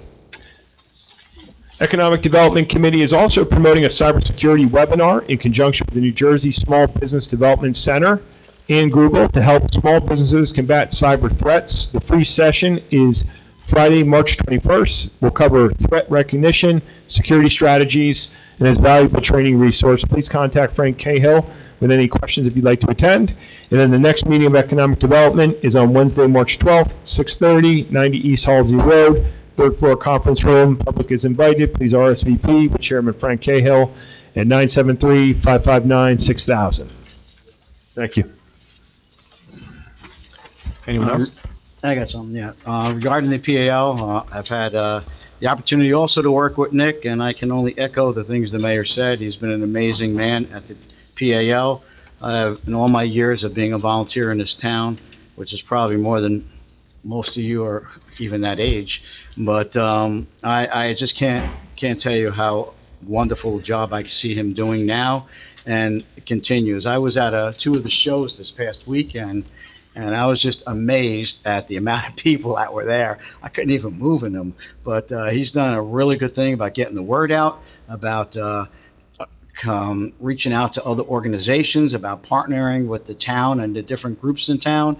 And Nick, as your liaison, anything I can do to help, please, anytime you call me, what you do, but you can continue to do that. But I look forward to working with you. Regarding the library, I had a library meeting and I had a couple of questions, Mr. Cryan. I'm going to send you an email tomorrow, and if you can answer some of those questions on their behalf. One of them was about the insurance and stuff, the cyber or something, but I have it written down. I'll send you an email tomorrow, and if you can reach back out to them, I'd really appreciate it. Will do. All right, Thanks. that's all I got. Council President, I'd like to respond to some comments made during the public session before I go into business. Sure. few individuals had called on me to resign, and I want to be crystal clear to those people, I will not back down. This attempt to censure me is nothing more than a political maneuver designed to silence me and undermine the will of the people that I was elected to represent. This is not about a genuine care for ethics, accountability, or integrity. This is about punishing someone who dares to challenge the status quo. In my 4 years, I have served this township with honor, transparency, and a commitment to the values that our community cares about most. Throughout my times as a councilman, I have fought for what's right, not what's easy or politically convenient, and always willing to put the town's welfare ahead of the political welfare of those in charge. Those who now seek to censure me are the same individuals who have grown comfortable in their positions of power, afraid of the progress and change that my voice has always represented and will always stand for. I will continue to serve the people who have entrusted me with their vote. I will continue to stand up for the issues that matter, the issues that make a difference in our everyday lives. If some think that this resolution can intimidate me or force me into submission, they are gravely mistaken. I will not be silenced, and I will not be bullied. We will not let politics as usual dictate the future of our community. I will fight every step of the way to ensure that your voice is heard in the name of fairness, progress, and justice. This censure will not break me. It will only fuel my determination to work harder, stand stronger, and represent you with even greater resolve. I am here to stay. So now, back to the business. When will our budget be introduced, Business Administrator Crine? In April. In April? Okay. And how is everything going with the DPW director hiring? It's going well. Okay. And in the meantime, I understand that he had the only license. Whose license are we using to operate under? He did not have the only license. Okay. Who is that individual that has the license? You're talking about the CPWM. We have our township engineer who has a CPWM. And you're allowed to go a few months without it if necessary.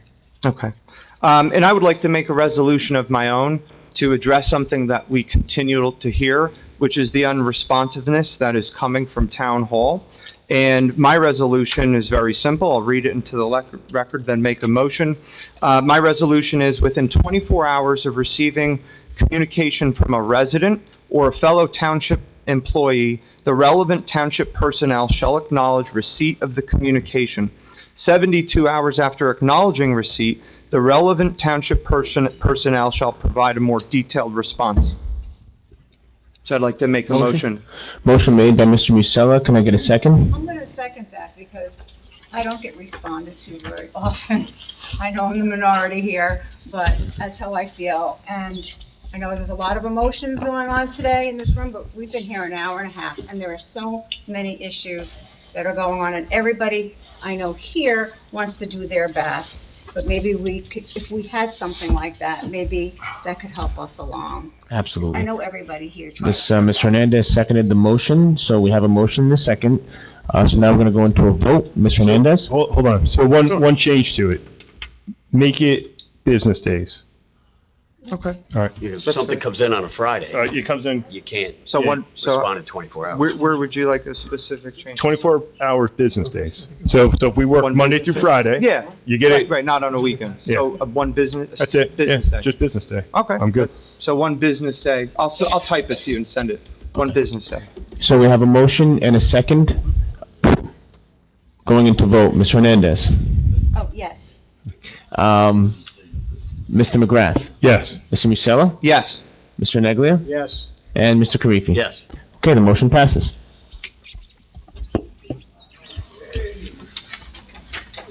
Township Attorney? No report this evening, Council President. Business Administrator Crine? Thank you, Council President, and thank you, Councilman Mayor. Just a couple of things. We have a presentation that's going to happen from the Water Department and professionals. But first, I want to talk about a couple of things, one of them being on the agenda. The chief Pantina's contract that is up. I would love to say for renewal, but it's the first contract since he was appointed back in '22. One of the reasons why Chief Pantina, in my opinion, is a great chief is the time frame that this, from when he started to this contract being executed.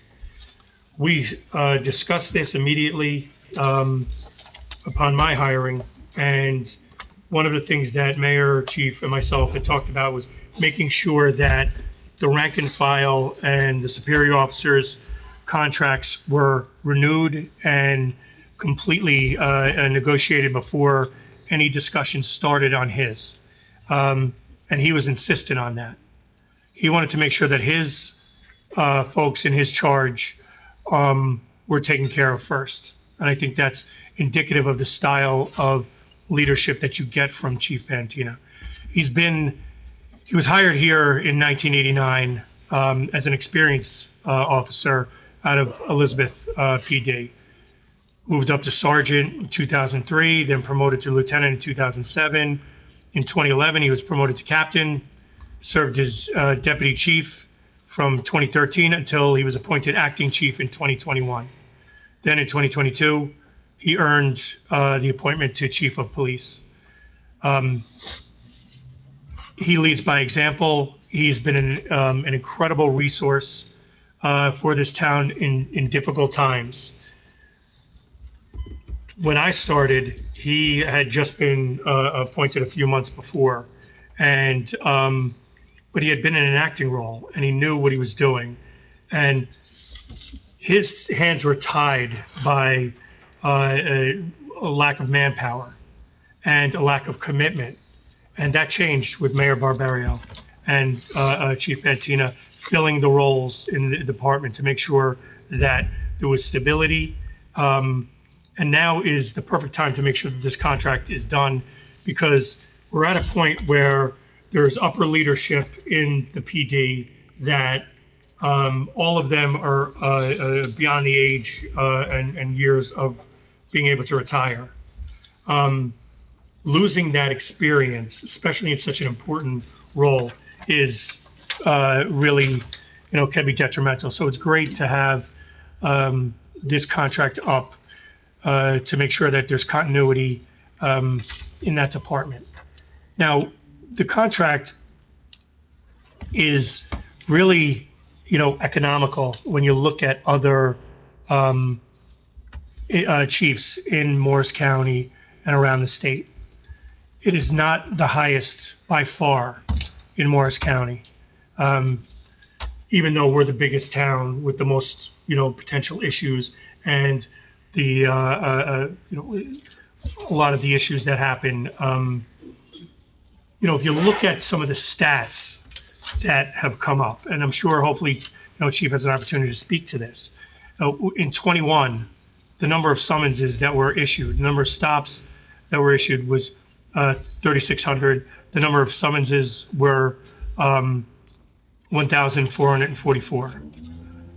22, he started 23 this year. The last full year of 24, you had 18,600 motor vehicle stops, 10,949 summonses. In 25, to date, we're at 4,077 summonses. So we surpassed the whole year of 21 before he was here, before he started. And the number of summonses to date, 1,843. I think, well, that's not, a clear indication of his leadership and how dedicated he is to the department. I think it's a good barometer to start from. That's one of the bigger things also in this contract is it talks about the responsibilities, where prior contracts had nothing except for money and benefits discussion in there. Many of the prior chiefs in Parsippany had 4-day work weeks, had 36.4 hour weeks that were very rigid. This contract codifies what mayor, myself, and the chief feel strongly about, and that's the chief of police shall spend sufficient time at his job to ensure the smooth and responsible operation of the police department, over which he has supervisory control, as well as during emergencies or as needed to fulfill his role as the chief law enforcement officer for the township. The chief shall work at least 40 hours per week. The work week will generally be consist of Monday through Friday, 8 a.m. to 4:30 p.m. Obviously, that can be adjusted. But it may sound like a simple thing, but it's something that the three of us wanted to make sure was in there because the chief has been putting more than 40 hours a week in. The chief has been putting time, and it shows. That's why the public safety aspect of the operations here have been really moving in the right direction, and everyone on the team has been doing a great job. And it's appreciated, Chief. It really is. And to all the rank and file who take the abuse on a day-to-day basis of, people saying, oh, they don't do this, they don't do that, they don't do this. For every one of those, there's another person complaining about, oh, I can't believe the cops are pulling me over, and they're all over the place. And you could see the number of stops, summonses, warnings that have been issued. So it's working. It really is. I think it's great. And thank you. And I hope that the council considers passing this agenda or passing this resolution because the continuity and the expertise that Chief provides is not accessible anywhere else. Next item that I wanted to talk about is the winter termination program ends on March 15th. We're really March 17th this year. So the NJBPU and DCA are encouraging residents to bring their utility bills up to date before the winter termination program ends on March 15th, which is actually March 17th. So generally, there's an annual program that's in place by the BPU that says that customers cannot be shut off, their utilities cannot be shut off between November 15th and March 15th during cold weather. We don't have to follow those rules and regulations, but the township voluntarily does.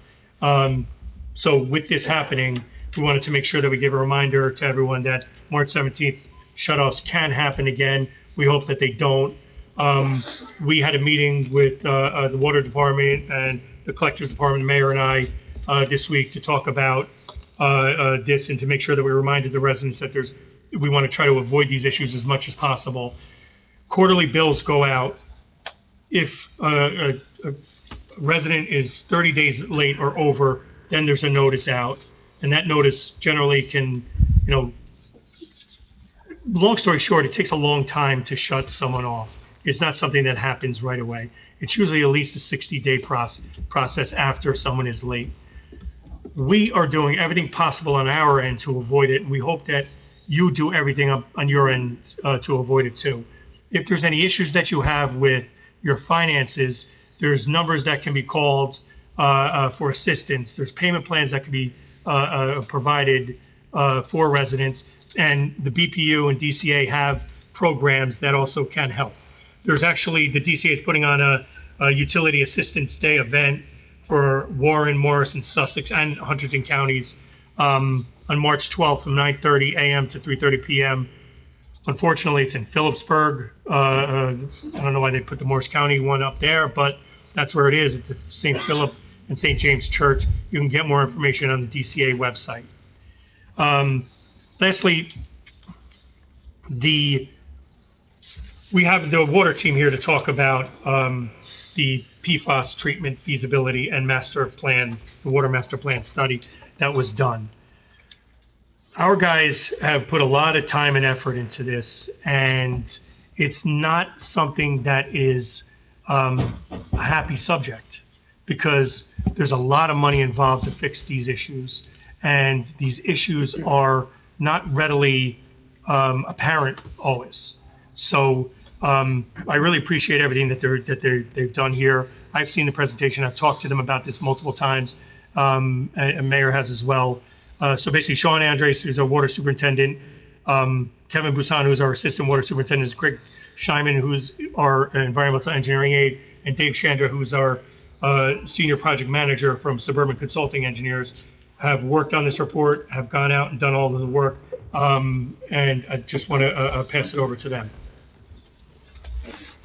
You picked a real meeting to do this presentation. Well, this is the necessary stuff. You know, they're out there searching. We're dealing with PFAS regulations that are going to cost $25 to $50 million to fix, and they're out there searching and finding and helping us with our lawyers to try to get some of these big corporations to fund some of this stuff, and it's going to be a real hit to us. So this is the real important stuff. Thank you. Good evening. Sorry? Thank you for your time this evening. We do appreciate it. Let's say fair. Let the corporation. Go ahead, please, Hank. Nick, please. Not Nick, Hank. Nick, please. It wasn't my fault. Tell me if your town administrator's fault. Before we start the presentation, is there any questions the council has regarding the township's lead and galvanized service line replacement program I could perhaps answer for you tonight? This is in regards to the Andersons that brought up some concerns on their end. Yeah, so If Sean, not- I would love to know, like, just looking at a map, guarantee it's a one-off. I understand there's a lot of complications. I understand all that. My question will continue to be, if we remove the last people because they weren't adequate, is that a stretch to say, hey, we extend the road? Again, I haven't been up there 100 feet. I guess that's my question. So there was a couple factors, and Mrs. Anderson brought up the first one, which triggered and drove us to include their property in phase one, which was, I believe, was prior to COVID, 2019 maybe. There was indication of a leak on their service line at that time. That was the driving factor. That is not the only factor. The other factor that came into play was the length of service line that we had proposed and designed. The replacement line, the copper line to bring to their property was a pretty long one. I want to say it was an area of 200 linear feet. So for the benefit of the township and our ratepayers, we said, you know what? That's a pretty long service line. Let's get that in phase one to get the benefit of lower costs at that time when phase one was bid. Obviously, inflation comes into play as well. You push this into another phase, that costs for the township side of the service line goes up year by year. The other thing is, and I have talked to the mayor and Mr. Crine about is, and my recommendation to you as council is that we don't set a precedent to allow residents to request to be moved to a future phase. One of my responsibilities as water superintendent is to make sure, number one, is that we're delivering safe drinking water to our residents. Number two is to make sure that we are in 100% compliance with the Safe Drinking Water Act. Part of that act is the regulation and law requiring us to replace these lead and galvanized service lines. If we were to take these requests and keep kicking that can down the road to push service lines to another phase, guess what? We will never be in compliance with the Safe Drinking Water Act. I take pride, my team takes pride in making sure we are never in violation. And as of today, we are not. And I don't want to end up in that situation. Does that answer your question, Councilman? Yeah, I guess it does. So if the Andersons don't have their house done, are we then out of compliance? We are out of compliance if it doesn't get done by the 2029 date, correct, Dave? Right. Yes, we are out of compliance if we don't get it done by then. By 2029. And when's phase two start? Phase two is currently under design.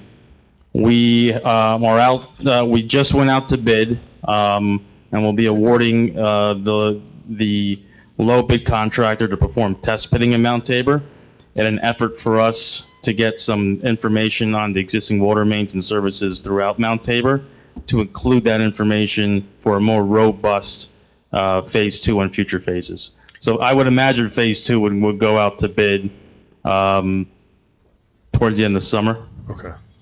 I had a question. You said are they in phase one? They are in phase one, correct? And we have until 2029 in phase one? No, No. so No. we have till 2029 to be in compliance and have all lead and galvanized service lines replaced within the township. Okay, I'm sorry, I No misunderstood problem. that. Thank you. You're welcome. The phase two part is just the Tabor phase two? Tabor Phase 2, yes. So, I mean, would it really set a precedent for other people to ask different phases? There are kind of extenuating circumstances in this case. I think so. I don't see the extenuating circumstance, in all due respect. Council President? Go ahead. Can I just want to ask a quick question? I hope this doesn't bring up a worse scenario, but are the Andersons able to do this on their own? Yes, they've been given that opportunity.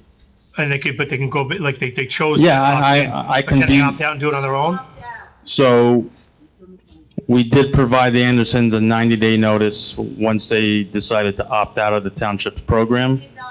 And we are willing. But they were able to opt out if. Correct. And we can be lenient. We said with Mike Lavery's letter, as he said at the end, is please let us know when you're going to replace your line. We can be lenient with that, but we can't wait forever. Okay, thank you. So that's another option. All right. They get to choose their own person. I just don't understand how they've come up and said they've had meetings and discussions, and you guys were talking about it, and you guys have a different, no disrespect, but, a different, reality. I mean, there's two different realities going on here, from what I'm hearing. And I'm trying to understand what's going on. It doesn't make sense to me, right? Does it make sense to I'm you? trying to understand. The Andersons are in it or out? They were part of Phase 1. And are they still part of it? Phase 1 technically has not been closed out. Can they still be done in phase one? No. Only because the contractor has fulfilled his contract requirements, and I believe he has one punch list item left, and at that point, we would release retainage and close out that contract. But if phase one is still open, It would be difficult for us to go back to the contractor, have him remobilize, and do their portion of the service line. I don't think that would be fair to the contractor either. There would be an additional cost imposed on the township to have him remobilize. There's a cost to have him remobilize.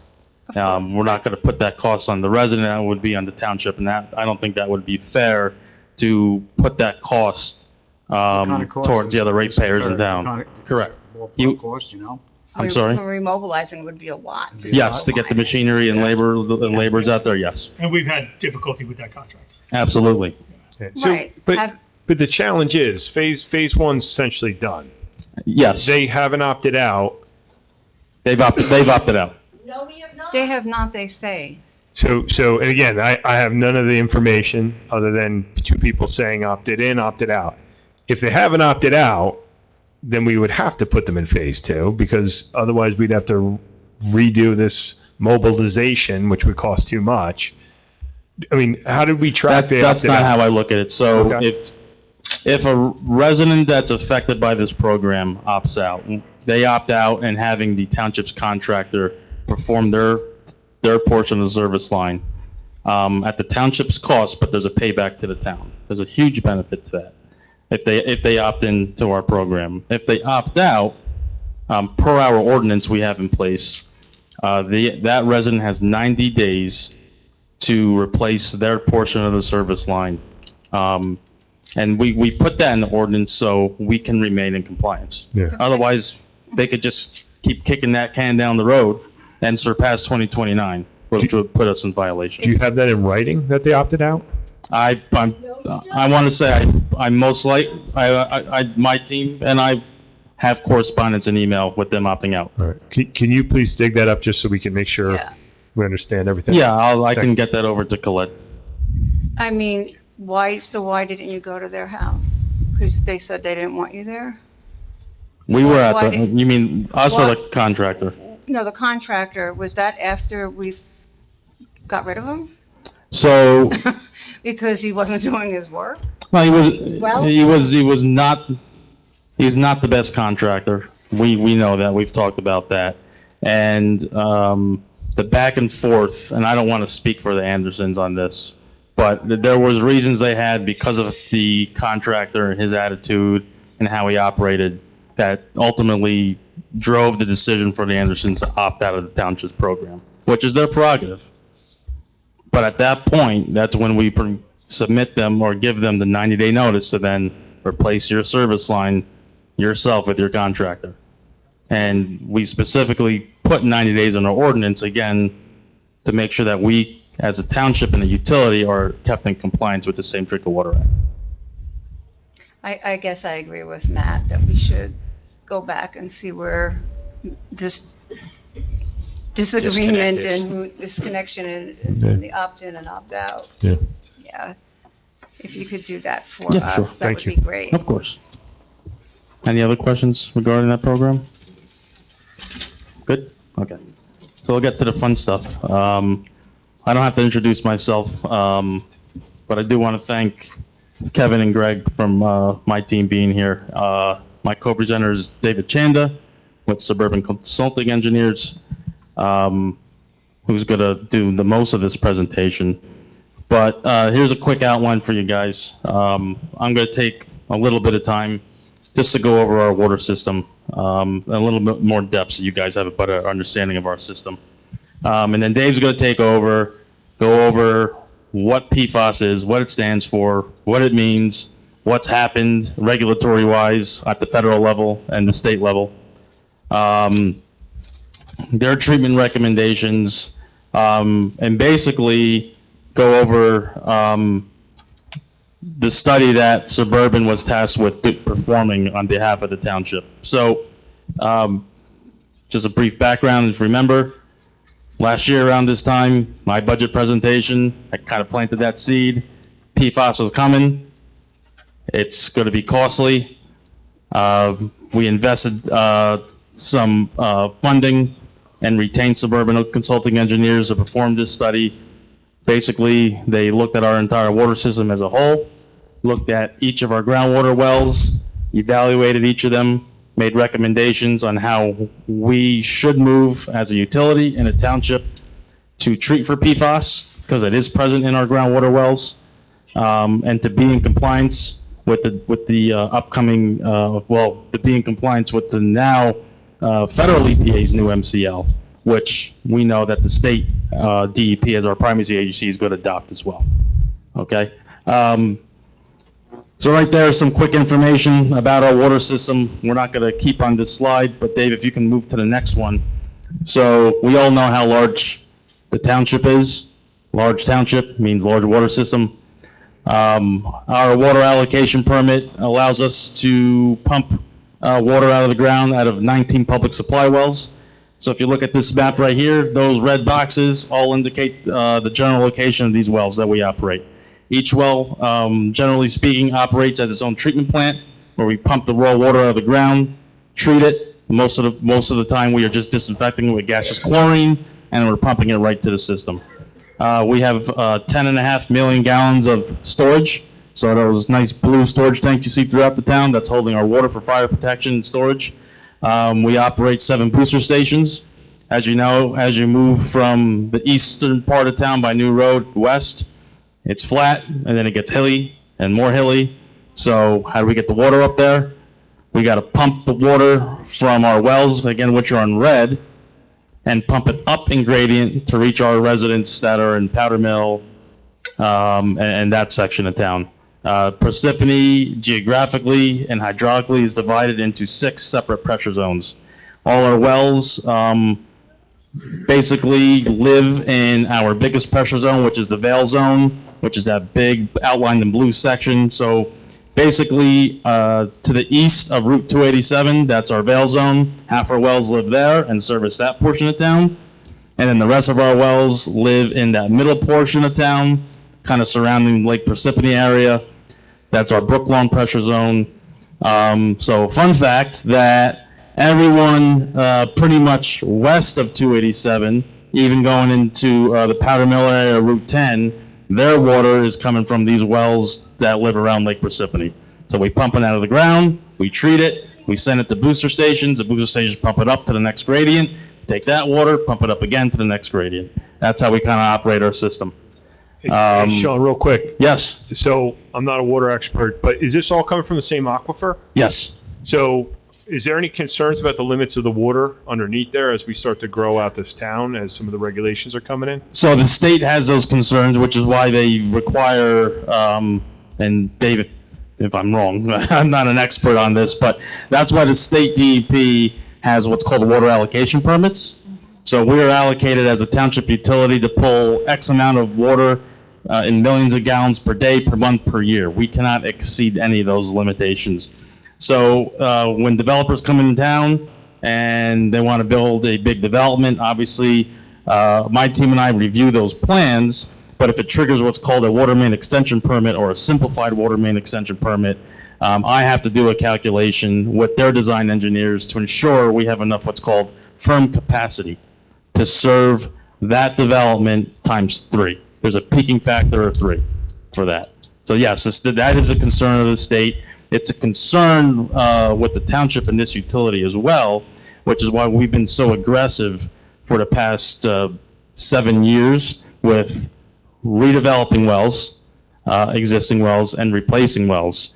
And Dave's going to get, I think he'll touch on that a little bit in his presentation for our study, because obviously we collaborated a lot on this study.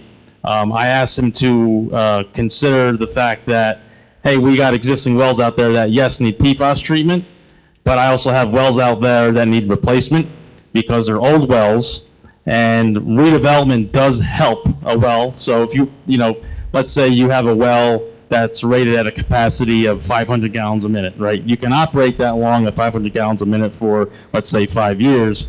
Slowly, that capacity is going to drop down over time. And then I have to consult with my hydrogeologist. And then we say, yep, that's a good candidate to redevelop. Let's try to get that capacity back up. So something, a well pumping at 500 might get down to half at 250. All right, yeah, we got to redevelop that. We'll redevelop it. It's hard to get that back up to the 500, but you can get close to it. And you can do that for decades if you got a decent well and a decent aquifer. But at some point, you're going to have to replace that. And we've replaced 2 wells. We'll get into it in the presentation, and those treatment plans for those individual wells include PFAS treatment also. So we've already been doing this. We have to do more of it, but we do need to replace more wells, which is all taken in consideration, of course, with our capital budget. Do we understand the recharge on this aquifer? Like, do we understand, or is that like, it's underground? I don't know, bud, sorry. That's what hydrogeologists are for. Okay. So we do have a hydrogeologist consultant that we are in constant contact with throughout the year. I like to redevelop at least 2 wells a year, but we meet frequently and we go over what we're pumping currently and what those wells should be doing and permitted for. And then he'll make recommendations to us on what we should redevelop for the next year, next 5 years, et cetera. One more question, and we'll get to PFAS. Is there any thoughts around, as we're developing the town, you put in a warehouse, say, hey, warehouse, you should have a water tower, water tank on top of your building or something to, again, because we're going to be spread out. Is there any conversations like that to put any requirements in? There's no requirements for that. Typically, because we do have a warehouse that, if I'm not mistaken, needs a small water tank for fire protection purposes only. Right, understood. But I will say, and I can put it on record, that at some point, and this is, when I have to consult with like a David Chand or an engineer, our powder mill section of town is serviced by 1 tank, which only holds, and I say only, in my opinion, it's a small tank, only holds 500,000 gallons of water. Okay. I think at some point in the foreseeable future, should the powder mill area be more developed, I'm going to have to throw my hands up and say we need to put another storage tank up there for fire protection. Is there any thought of using a rain catchment for those warehouses? I mean, they have big flat roofs for their tanks. I wouldn't be opposed to it. I don't know what's out there. I wouldn't be opposed to that, as long as that rain system is not cross-connecting with our water system. No, understand. I'm just thinking from a collection, and if it's for fire suppression, who cares if it's stinky water? I agree. I agree. So I just have a quick question. I know Sure. you talked about the max and this, so what all this affordable housing mandates that we're getting shoved down our throats? You know, obviously, for instance, an office building is not going to use anywhere near the amount of water that a 500 apartment building is going to use, where people would flush in toilets, sinks, showers, etc. So with all of these coming in, is there a danger of us like running out of water or not having enough water where we could say, hey, we don't have enough water for our town, and you're putting these 5 years ago, yes, there was, because we were under, if you recall, and Mike, you can jump in on this, we were under a scarce resource order. Technically, we still are, right? It was, Or it's being yeah, removed. you're right, it has been Technically, we lifted. still are. Yes, it has been lifted. I do have to report to the special master twice a year. So we are under that. But yeah, that's because I mean, obviously, you're going to have to do these calculations. I would assume. correct. I don't have all the water in the world, and the state's not going to give me all the water in the world. We can only pump out what the state So at gives us. We're not going to give us some any point, more. if that were to happen, would we be able to turn around and say, hey, we don't have the water for this? So well, Council President, we had an incident last year where for over a year, a daycare was waiting to come in. Space was perfect for it and all of that stuff, but they were Right, I remember. told that we didn't have the water. Right. I remember for new business because they had to go to that first. 4 of the affordable housing potentials, not even actuals, potentials were prioritized. Right. So I mean, I know you want to get to your presentation, and That's I all was right. going to ask about the affordable housing, because infrastructure is such an important part, water infrastructure. Yes. And it can change any year. Of course. Okay, these are pumping for Parsippany. Correct. Are any other municipalities around us that you deal with at all, and So, Phil, or? yes, it's Yeah. something I forgot to mention. So that's a good question. We do have what's called interconnections with neighboring towns. Our biggest interconnection would be the Jersey City MUA next door. That's the reservoir to the north in blue. We do have a contract with the JCMUA to purchase water. So our average daily demand is about 5.5 million gallons a day. That's the demand that the town uses off peak season. In peak season, June, July, and August, where lawn irrigation's going crazy, people are washing their cars, and people are drinking more water and taking more showers and that, we can see up to 7.5 to 8 million gallons a day, believe it or not. It does happen every summer. So we do have to kick on that Jersey City interconnection, which gives us, that contract provides us 150 million gallons a year to help supplement our own resources to meet demands, especially in the summer months. Now, with these new wells that we've replaced and have PFAS plants on, and as we build these things, we're going to increase our own production, but the state also requires that we maintain interconnections in case of an emergency, something catastrophic. Of course. Yeah. Yeah, that makes sense. All right, I think that's it. I'm going to hand it over to Dave. Thanks, Sean. Yep. This is all interconnected, though. Is Mayor and Council okay with me presenting out this way? Yeah. Is that okay? And Sean aptly mentioned firm capacity than your allocation limits. And where this program's going to go is critical to firm capacity. Because firm capacity is your ability to deliver water at that daily snapshot, that daily peak. Whereas a astute question about the long-term health of the aquifer, that's allocations purview. That's where the MGM and the million gallons per year come into play. So taking a very critical look at this long-term regulation is key to maintain that firm capacity. So I'll probably say that a few times here when we get into our ultimate recommendations. We have a bit to get through, so I could talk about PFAS for hours. It's pretty much what we're doing now at my firm, solely. But we'll try to keep it somewhat to the facts, straightforward, and we'll get rolling. So PFAS is per and polyfluoroalkyl substances. They're long carbon fluoro compounds. They're very resistant. They have been widely used throughout the industry for decades, and a lot of practices that we use today. And part of the reason that is the case is because they're very resilient to destruction. They come in the form of what we call long and short chain PFAS compounds, okay? Short chain are compounds that have carbon fluorobonds of 4 to 6, and the long chain PFASs are 7 and 8 and 9 in some cases. So I think what's important about this slide and what's really crucial for us is in New Jersey, we're one of the more conservative and stringent states as a primacy agency.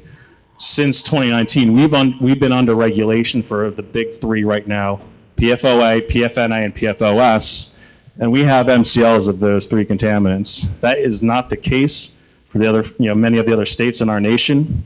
So the water department and myself, we've been keenly aware of what our PFOA and PFOS, PFNA levels are. But again, what's really crucial is those MCLs were 13, 13, and 14 respectively. Those are long chain PFAS compounds. So what's starting to happen as technology is getting better and we're able to more reliably analyze for these is they started to come out with rules for short chain as well. All of this culminated into a final federal review on this program where last year in April of 2024, they promulgated a new MCL of 4 parts per trillion. So that's the number right now that the EPA has set in stone for PFOA and PFOS. Now there's a hazard index and a little bit higher of levels for PFNA, but in our case, from our sampling, we're really, and you'll see, go to the next slide, Sean, through New Jersey, we're really just dealing with PFOA. So again, PFOA stands for perfluorooctanoic acid. It's 8 chains of carbon fluorobonds. That's the only one that we found in our New Jersey sampling program that came back with notable detections. We also have what's called the UCMR, Unregulated Contaminant Monitoring Rule Program, where we look for shorter chain compounds. Those came back non-detect as well. So the brunt of this analysis is really going to be on PFOA. And again, New Jersey being so conservative really helped kind of set a baseline for where we're going to go in Parsippany. You can go to the next slide. So this is a great visual graph instead of looking at tiny tables on a projector. This is a long-running breakdown of your quarterly results since 2020. So what you can see is you can see 2 MCL levels. New Jersey's up at the 14, and then the EPA's new limits. Visually speaking, we kind of, that's the red flag. Like, we're going to have a notable amount of wells that will be out of compliance of this new MCL. So you can go to the next slide. Go one more slide really quick, Sean. 2 more slides. 3 more slides. There we are. Okay. And this is what Mayor and Council really want to key into. We came up with a series of parameters to try to objectify this analysis, because that's really crucial in making key monetary decisions and how you prioritize addressing something that I think has been alluded to is going to be quite a capital investment. So we'll go back to what options exist, but the key facets we looked at now, knowing we had these limits to deal with, wells capacity was prime. That got weighted the highest. We actually tried to objectify these parameters into a full grading scale. So capacity was number 1, and the actual PFAS concentration was number 2. And this is a very consistent thought as you start to structure a program. You know, if you're non-detect at a source, we're going to keep letting that source do its thing. It's in compliance. Then the next start to more or less manipulate where the rankings reside. So we look at then feasibility constraints of the site. The cost. What's the cost going to be to implement this? If it's a very challenging site, we're going to have more features that need to be installed, maybe more environmentally sensitive criteria to address. That then comes into play. Population impacts. Sean did a great job showing how the water department is really structured. So that one really pretty much got normalized across the board since most of our wells are regional.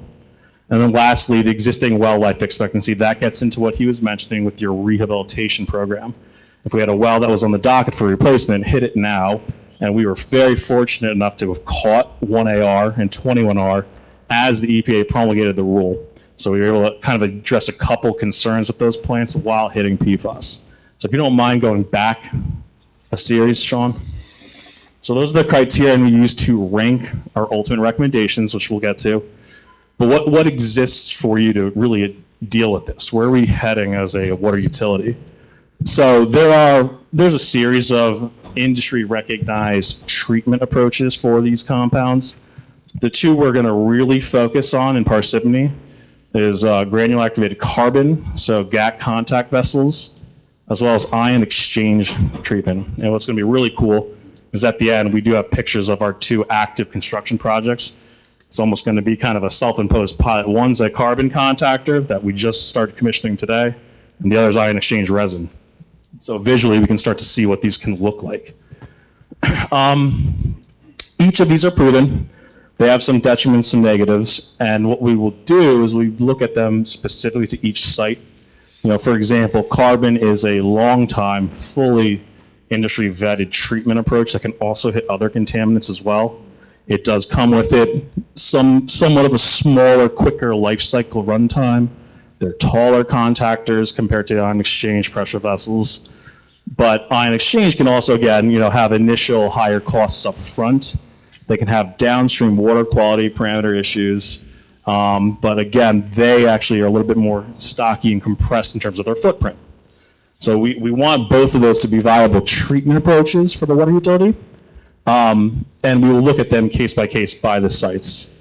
The other, just to throw it out there, on the record, there are other more enhanced treatability approaches in terms of membrane filtration. We have made the decision to not explore that technology as it does come with a high level of waste stream. And knowing what we kind of just set this whole discussion on with water availability, that was kind of antithetical to where we're heading in terms of this utility. So there is reverse osmosis and nanofiltration, which will fully purify the water. It's just not something we're going to look to invest capital in right now. So with the treatment technologies that we have available, this is kind of the batching of how we are recommending the utility proceed with these plants. You can see, again, a lot of numbers, very tough to read, so I'll just give you a general breakdown. Anything highlighted in yellow, those were areas we decided we could do what's called centralized treatment. So he's got good clusters of well areas that are geographically and regionally close within the similar grade lines and pressure zones. Those are great opportunities to potentially combine treatment. This way, he doesn't have 20 well treatment facilities now around the township. That's completely new for the utility. To this date, we've really just been running these plants with gas chlorination and a few other, air strippers, et cetera. If we didn't seriously look at the ability to combine plants, he'd now have 20 more enhanced and more involved treatment techniques out there. So we would be remiss to not seriously consider centralized treatment, and fortunately there is a good amount of opportunity to do that. That also comes with great condensing of capital costs up front and long-term operations, because there's going to be substantial long-term operation costs to these plants. So if you're able to get more gallons a minute into one footprint, it has benefits. It has challenges too, but it gives the utility a little bit more redundancy and reliability in those instances. So again, there were 4 areas we deemed appropriate for centralized treatment, and a couple of wells are too isolated to really be able to reasonably get a transmission line to a centralized location. So the big red circles here, just to kind of parlay off of the well facility map that Sean was showing, these would be where the treatment plants reside. So this is everything. This would be where we're able to centralize. This would be if there's offshoot single wells, like I think I see well 17 up there. So it'd be a much less scattershot approach. You can go. With that criterion and what we went over, we were able to reasonably rank our wells, and including the thought and design into centralized treatment, with the focus being on well 9, 10, and 18, turning into a centralized treatment facility first, moving into 14, 19, his well 8 field, and so on and so forth, all the way down to well 3R and 16, which were pretty low levels of PFOA. So that's the rankings we're going to be evaluating. And this is the representation of, we have initial startup cost and then replacement cost. And a really nice job in the last column is your media life expectancy. So these costs, and so we'll look at, let's focus on the priority of 9, 10, and 18. We have currently estimated $9.8 million to, that includes soft costs and construction to get a facility up, running, and through commissioning. We have excellent real-time bids from 2022, and obviously current PFAS plants Suburban's administering to drive that number and its accuracy. But a very key slide too is to understand the media replacement costs. This will happen based upon that media life expectancy duration. As that comes to term, we have to replace the media. Hey, so can I pause you real quick? So just so I'm reading this correctly. So Yes. 10, 20, 30, 40, 50, 63 plus $1 million. Okay. And then an ongoing cost of is that every year? Let's I call guess, it or every 2 year and a years? half. Year and a half. That's another 1, 2, 3, 4, 1.5. So call it 2 million ongoing costs every year and a half. Am I reading that right? That's correct.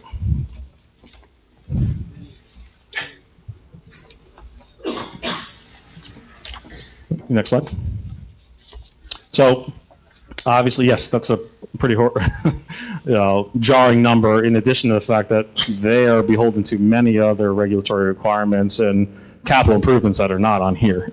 So part of Sean's capital improvement report he submits annually, which is now being looked at not only by the DEP, but the DCA and BPU, needs to consider treatment, but we talked about the lead service line replacement program, any water main infrastructure. So Sean, and I know you don't have a mic in your hand, but so when we talked last time, when we did an our kind of budget review, you gave the number of about $400 per linear foot times, I thought it was like 220, 270 miles in town. So it was like, was it 5280 a mile? So $464 million to replace all the pipes in town roughly. With all the pipes breaking, and I think you said they should have been replaced 50 years ago. They're already at end of life, something in that kind of terminology. When you come up with the budget, are you going to present all this in terms of like what our plan is? Yeah, so another thing Suburban was tasked with is our asset management plan, which takes all that into consideration. This PFAS study is actually, we can call it a subset or version. It's volume 2. Volume 2 of our asset management plan. So that's all considered. We have a plan in place here, us at the water department, in conjunction with David Chanda's office and some other consultants, on what we should be doing in terms of capital investments every year. Yeah. And that's what drives my capital requests every year. So I'll put it out there now. My capital request this year is $20 million. Yeah, we have a lot of water main breaks. There's like one every week. Unfortunately, last year was a record year. Yeah. 68 water main breaks. Oh, I know, yeah. From last year.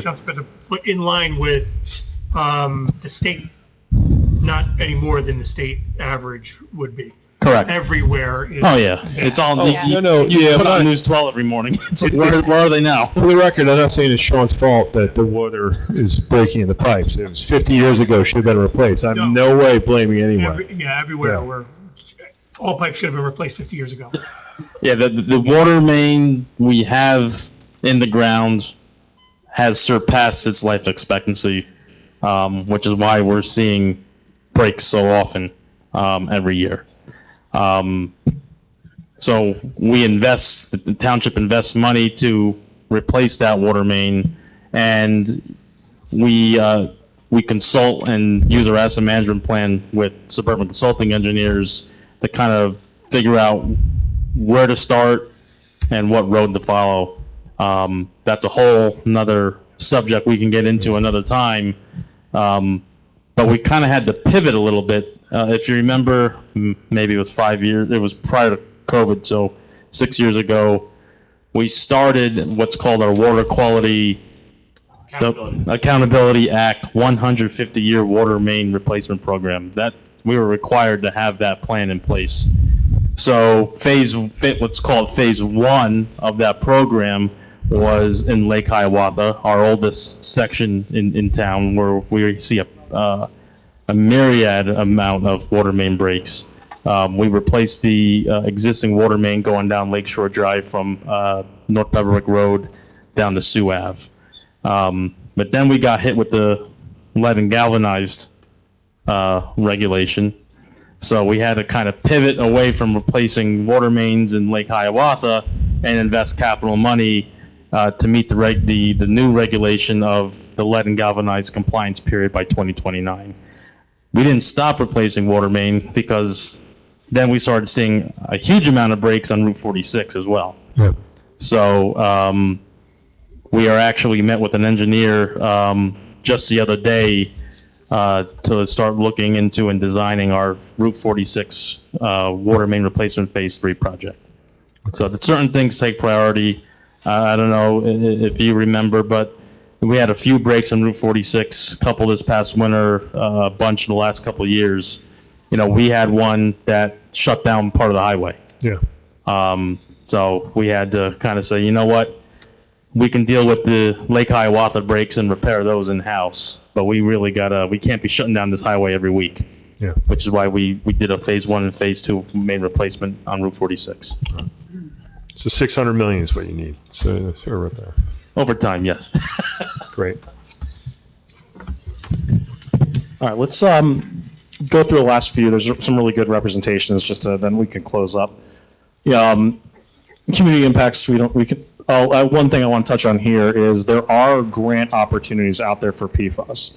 The state knows the hardship they're putting utilities across the state of New Jersey, and federally obviously down, but New Jersey's also recognizing it. And there are grant monies tied to PFAS specifically.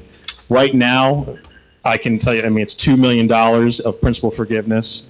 If it's available, I don't know where those money allotments are going to come with the new administration, but I don't believe they're going anywhere. I think they'll only get higher.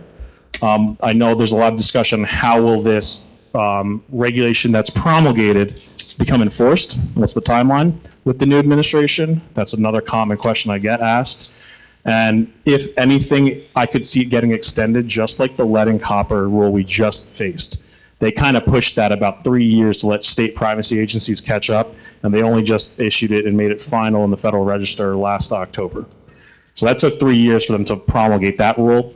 I could see the 2030 timeline extended to 2034, something like that. The 4 parts per trillion, that's the MCL. They're not going to go backwards on that. They actually established an MCLG, maximum contaminant level goal of 0 for PFAS. So once you put your flag in the ground of that nothing is best, they don't usually go higher. Okay, so I get that asked that quite often. So we can go, but again, there are grant opportunities. There's also ongoing class actions against some of the biggest culprits to this, 3M and DuPont. Which we are you're part of. Good. So part of our study, it's quite a large study. We started concepting up some of these. So we would be looking at the sliver of parcel you have here to work on our centralized treatment plant. Green Acres, I've had great correspondence with them, are full participants and aware of the hardship for PFAS, and there's PFAS exemptions now for many of the Green Acres hurdles you typically would have to go for diversions and disposals of land. So they would be an active participant in this. So right now we'd be looking at, that's actually the existing well 18 facility that we'd be changing to the centralized treatment location. You can go to the next slides, I think are more important. My team was able to do a proposed rendering to see what these plants look like. Obviously, that we also have initial kind of site plan maps for this site in particular with all of the zoning setbacks and everything. That building, if you go back really quickly, we always render out in something architectural, asphalt, roof, gable style to try to meet the local areas. The only reason you're able to achieve that here is because we selected strategically Ion Exchange. And if you recall, I mentioned Ion Exchange is not nearly as tall as carbon contactors. So when we took into account this area, again, this is all just concept in the master plan. There's an RFP out for engineers to start to design this. That was the goal, was to try to mitigate any visual exposure, while also really extending the life of the media. So now we can go show what this is what the plan view would look like. Yeah, no, it's okay. Just security? Are they really secure? Oh, yes, yeah. Okay. I think you just went tonight to see some. These sites are well outfitted for intrusion alarm. This is the engineering design plan view of what the facility could look like top down. Suburban Consulting and many firms we know, we're really no longer designing these to just hit what's there today.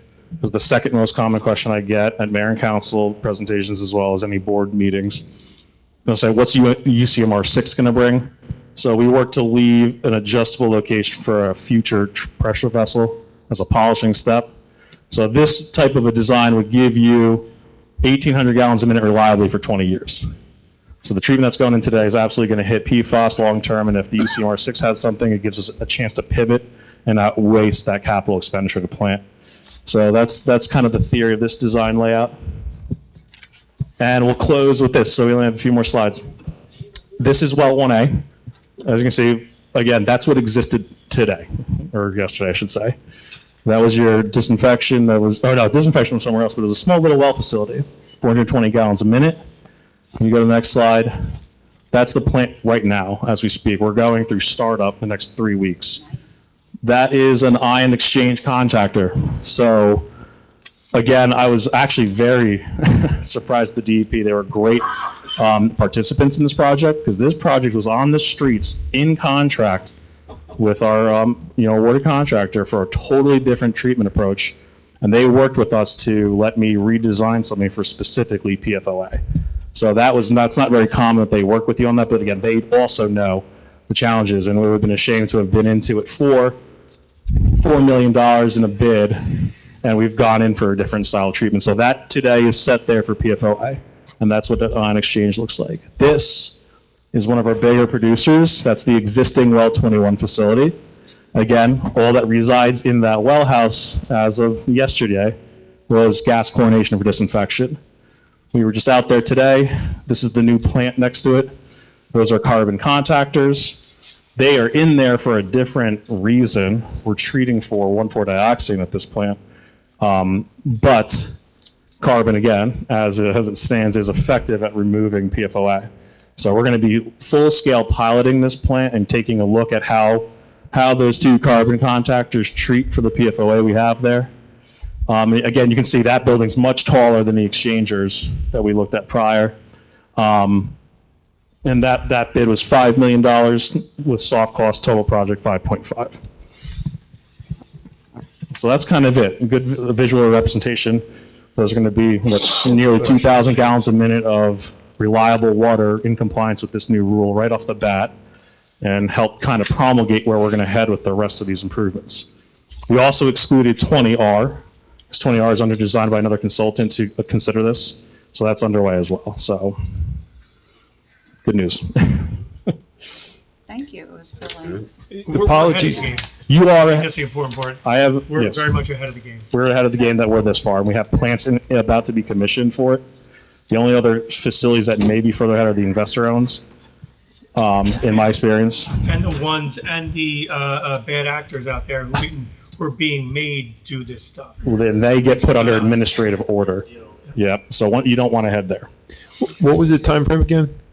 Sorry, Nick. What was the time frame again when this has to be done by? So it was promulgated last year with a 5-year duration of 2029, just like the lead and copper, unfortunately. But I foresee that extending, personally. The rule is effective April 24th of 2024. Nick, once he's done, you can talk to him. Okay? Once he's done with his presentation. Question in front of the council. Sure. We're already here 20 hours. Go ahead, Nick. That's a simple Yeah. question. Laissez-faire, Nick. How much of this PFAS contamination is attributable to storm water runoff? Great question. Tough to say. Again, we're dealing with wells, not surface water. If we had surface water treatment, a large amount. And it's tough, very tough to track where it comes from. So That's they why don't we know keep the our exact source from the landscape, wetlands. chemicals infiltrating into the well? Some of the known polluters they were able to trace, but even the plumes in the aquifers are so widespread at this point, there's no really reliable way to find a point source to it all. It's so widely used, but again, they did finally target a few of the culprits, and I meant 3M and DuPont. But in terms of where this comes from, quite a lot of places. I've worked with surface plants where we were nervous about nearby airports that ran firefighting drills there. So the firefighting foam is absolutely known to have these in large concentrations, although I think they've started to change that. Yeah. But my point being, it's too late. Once it was introduced and it runs off, it's in the system pretty much forever. The degradation of it's quite slow, Now, naturally. in your opinion, is New Jersey being really strict because a lot of our drinking water comes from the ground? Yes. So it's. California too, right? You know. Yeah. Yep. Okay. Thank No you. questions? Thank you so much for the presentation. You're welcome. Thank you for having me. Most important resource. Yes, it is. Okay, moving along to the non-consent agenda. R 2025-062, authorizing the purchase of various fertilizers, herbicides, and other landscaping supplies for the Knoll Golf Course. Motion to approve the resolution. Motion. Am I approving? Can I get a second? Guys, we need to move here, okay? I know, it's tough. What's the second here? Frank. Okay, Frank, second. Fantastic. Oh, sorry, Mr. Neglia. Roll call. Ms. Hernandez? Yes. Mr. McGrath? Yes. Mr. Musella? Yes. Mr. Neglia? Yes. Mr. Karifi? Yes. Motion passes. R 2025-063, award a contract to William Stothoff Company for the total bid price of $544,000 for the well number 8-2 replacement project. Motion to approve? Motion. Second. Motion made by Mr. Neglia, seconded by Mr. McGrath. Roll call. Mr. Hernandez? Yes. Mr. McGrath? Yes. Mr. Musella? Yes. Mr. Neglia? Yes. Mr. Karifi? Yes. Motion passes. R 2025-064, authorizing award of a contract to D. Torluccio Landscaping LLC for a total base bid price of $314,993.75 for the test pit program, Phase 1 project. Motion to approve? Motion. Second.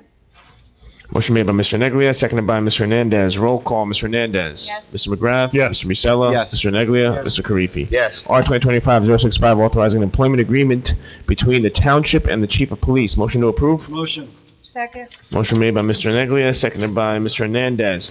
Roll call, Mr. Hernandez. Yes. Mr. McGrath. Yes. Mr. Musella. Yes. Mr. Neglia. Yes. Mr. Karifi. Yes.